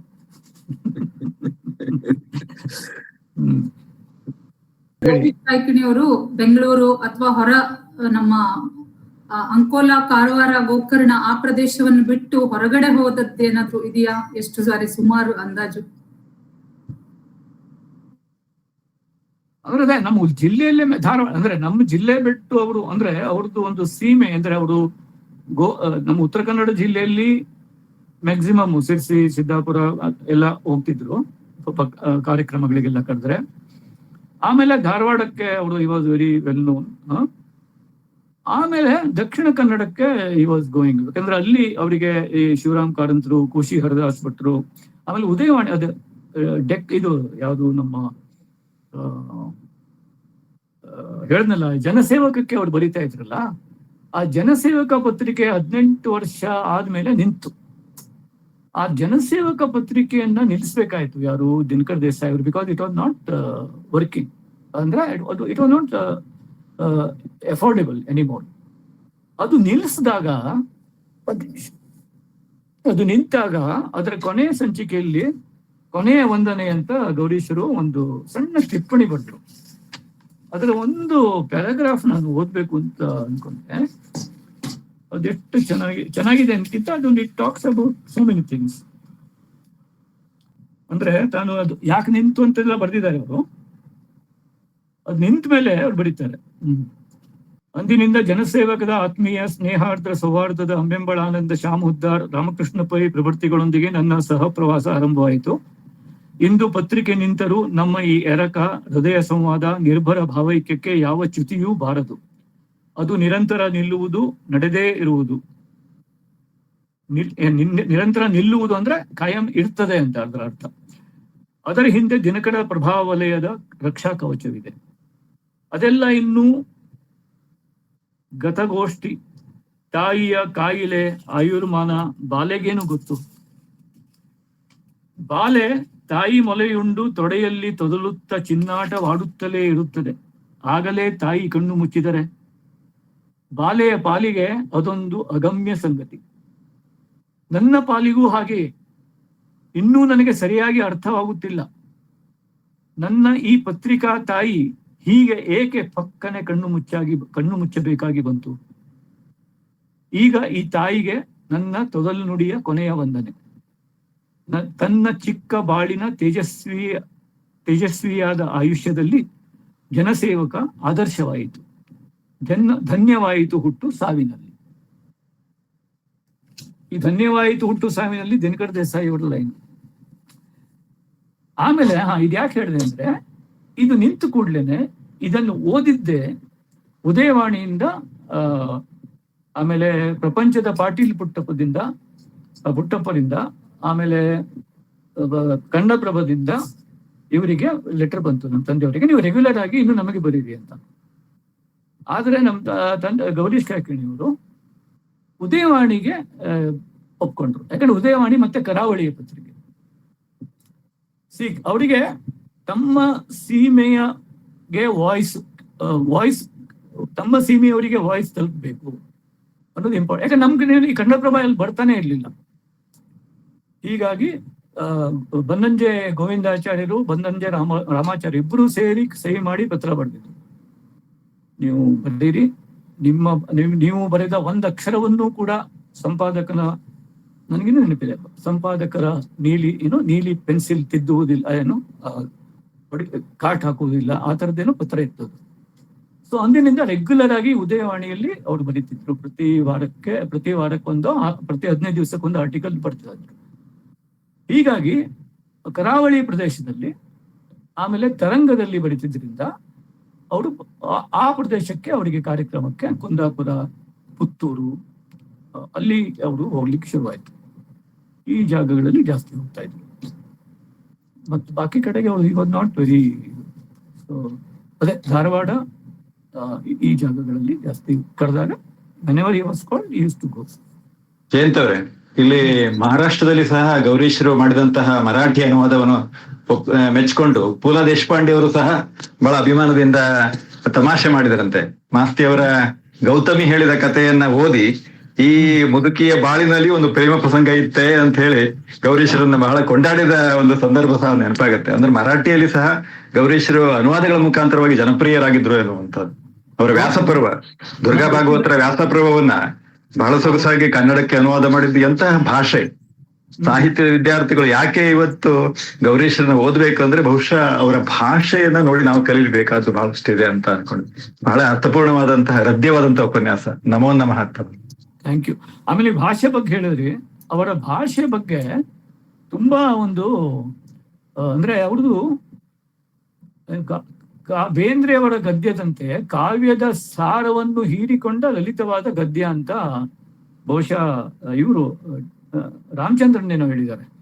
ಅಂದ್ರೆ ನಮ್ಮಲ್ಲಿ ಏನಾಗಿದೆ, ಎಷ್ಟು ಜನ ಅವರನ್ನ ವಿಚಾರವಾದಿ ಅಂತ ಹೇಳಿ ವಿಚಾರವಾದ ಅನ್ಕೂಡ್ಲೇನೆ ಅದೇನೋ ರೂಕ್ಷವಾದದ್ದು, ವಿಚಾರವಾದ ಅನ್ಕೂಡ್ಲೇನೆ ಅದೇನೋ ಗಾಂಭೀರ್ಯ, ವಿಚಾರವಾದ ಅನ್ಕೂಡ್ಲೇನೆ ಅದೇನೋ ನಗೆಯೇ ಇಲ್ಲದ್ದು, ನಗೆನೇ ಆಡೋದಿಲ್ಲ ಇವರು.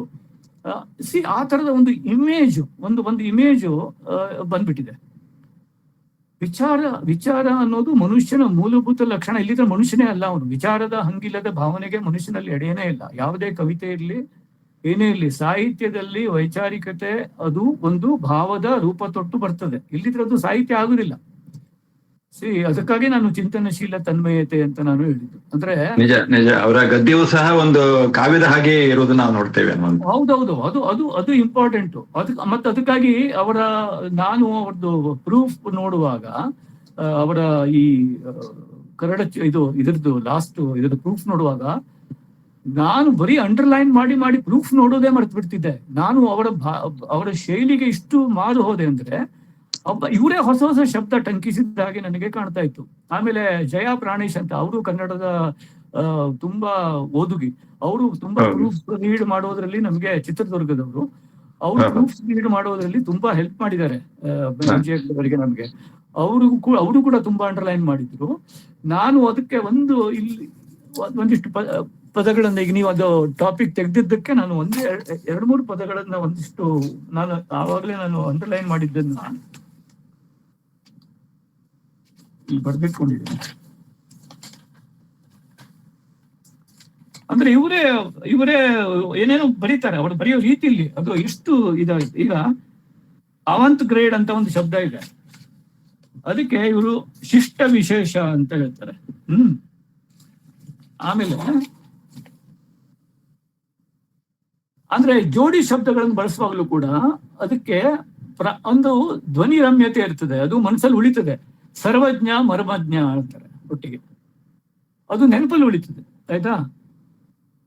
ಆಮೇಲೆ ತನ್ಮಯತೆ ತಾಟಸ್ಥ್ಯ ಅಂತಾರೆ ನೋಡಿ. ಈಗ ತನ್ಮಯತೆ ಇದ್ರೆ ಸಾಲದು, ತಾಟಸ್ಥ್ಯನೂ ಬೇಕು ಅಂತಾರೆ. ನಾವು ಓದಿದ ಮೇಲೆ ಎರಡೂ ಒಟ್ಟಿಗೆ ನೆನಪಲ್ಲಿರ್ಲಿಕ್ಕೆ ಸಾಧ್ಯ. ವಿ ರಿಮೆಂಬರ್, ಇವೆಲ್ಲ ಕಾವ್ಯದ ಗುಣಗಳು. ಧ್ವನಿ ಅಂದ್ರೆ ಇದನ್ನೇ, ಇಲ್ಲಿಂದ ಧ್ವನಿ ಹುಟ್ಟುತ್ತದೆ. ಚಾತುರ್ಯ, ಚಾರಿತ್ರ್ಯ, ಚಾರುತ್ವ.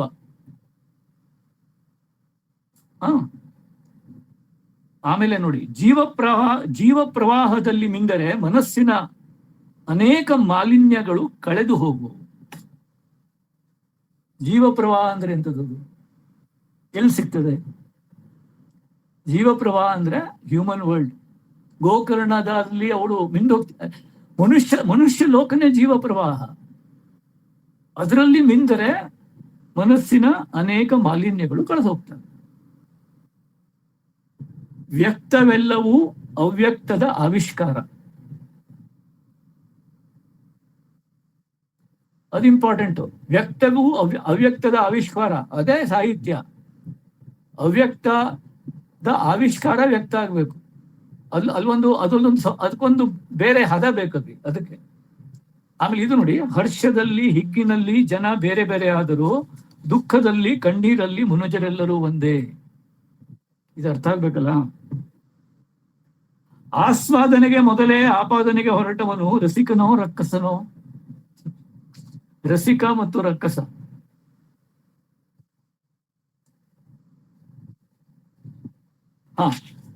ಸುಮೌಲ್ಯದ ಬಗ್ಗೆ, ಸುಮೌಲ್ಯ ಅಂದ್ರೆ ಒಳ್ಳೆ ಮೌಲ್ಯ, ಸುಮೌಲ್ಯದ ಬಗೆಗೆ ಅಂತಃಕರಣದ ಆಕರ್ಷಣೆಯನ್ನು ಹೆಚ್ಚಿಸುವುದು ಸಾಹಿತ್ಯದ ಕೆಲಸ.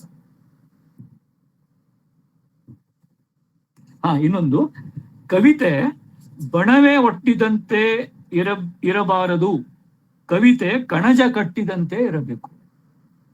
ಆಮೇಲೆ ಅವರು ಟಂಕಿಸಿದ ಒಂದೆರಡು ಶಬ್ದ, storm in the tea cup ಅಂತೀವಿ ಇಂಗ್ಲಿಷಲ್ಲಿ, ಅದಕ್ಕೆ ಬಟ್ಟಲ ಬಿರುಗಾಳಿ.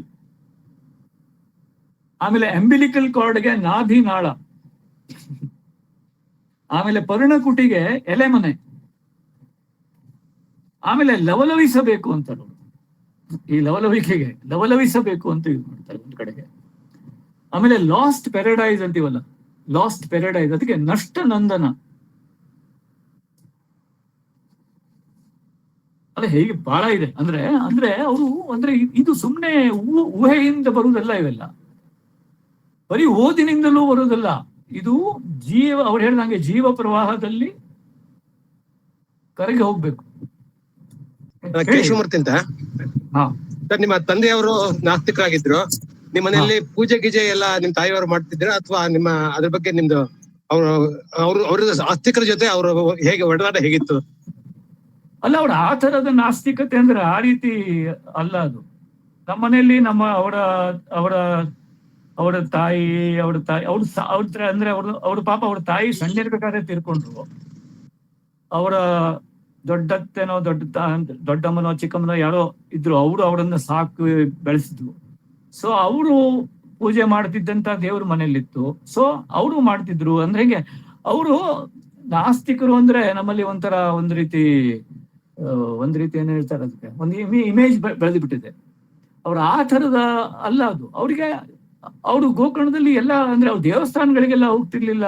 ಅವರಿಲ್ಲ ಯಾರು ಅವ್ರಿಗೆ ಅಂದ್ರೆ ತನ್ನನ್ನು ಸಾಕಿದ ಬೆಳೆಸಿದ ಅಮ್ಮ ಒಬ್ರು ಅವ್ರು ಪೂಜೆ ಮಾಡ್ತಾರೆ. ಅವ್ರು ಹೆಂಗ್ ಮಾಡ್ತಿದ್ರು ಹಾಗೆ ಒಂದಿಷ್ಟು ಯಾರು ಇಲ್ಲಿದ್ದಾಗ ಮಾಡ್ತಿದ್ರು. ಆಮೇಲೆ ಮತ್ತೆ ಯಾರೋ ಒಬ್ರು ಪಕ್ಕದ ಮನೆಯವ್ರು ಬಂದು ಮೊದಲು ಪೂಜೆ ಮಾಡ್ತಿದ್ರು. ಮಿನಿಮಲ್ ಏನು ಒಂದು ಹೂ ಹಾಕೋದು ಹೋಗುದು. ಒಂದು ಪೂಜೆನ ದೊಡ್ಡ ವಿಶೇಷವಾದ ಪೂಜೆ, ಆಡಂಬರದ ಪೂಜೆ ಅಂತದೇನಲ್ಲ. ಮಿನಿಮಲ್ ಹೂ ಹಾಕೋದು, ಅದೇನು ಹೇಳೋದು, ಸಿಂಪಲ್ ಆಗಿ ಏನೋ ಮಾಡ್ತಿದ್ರು ಅಷ್ಟೇ. ಅಷ್ಟೇ ಹೊರತು ಪೂಜೆ ಅಂತ ರಿಚುವಲಿಸ್ಟಿಕ್ ಆದದ್ದೇನು ಇರ್ತಿರ್ಲಿಲ್ಲ. ಹೂ ಒಂದು ಡೈಲಿ ಅದರ ಹೂ ಬದಲಾವಣೆ ಮಾಡೋದು, ಅದೇ ನಮ್ಮ ಪೂಜೆ ಅಷ್ಟೇ ಅಂತಿತ್ತು ಅದು.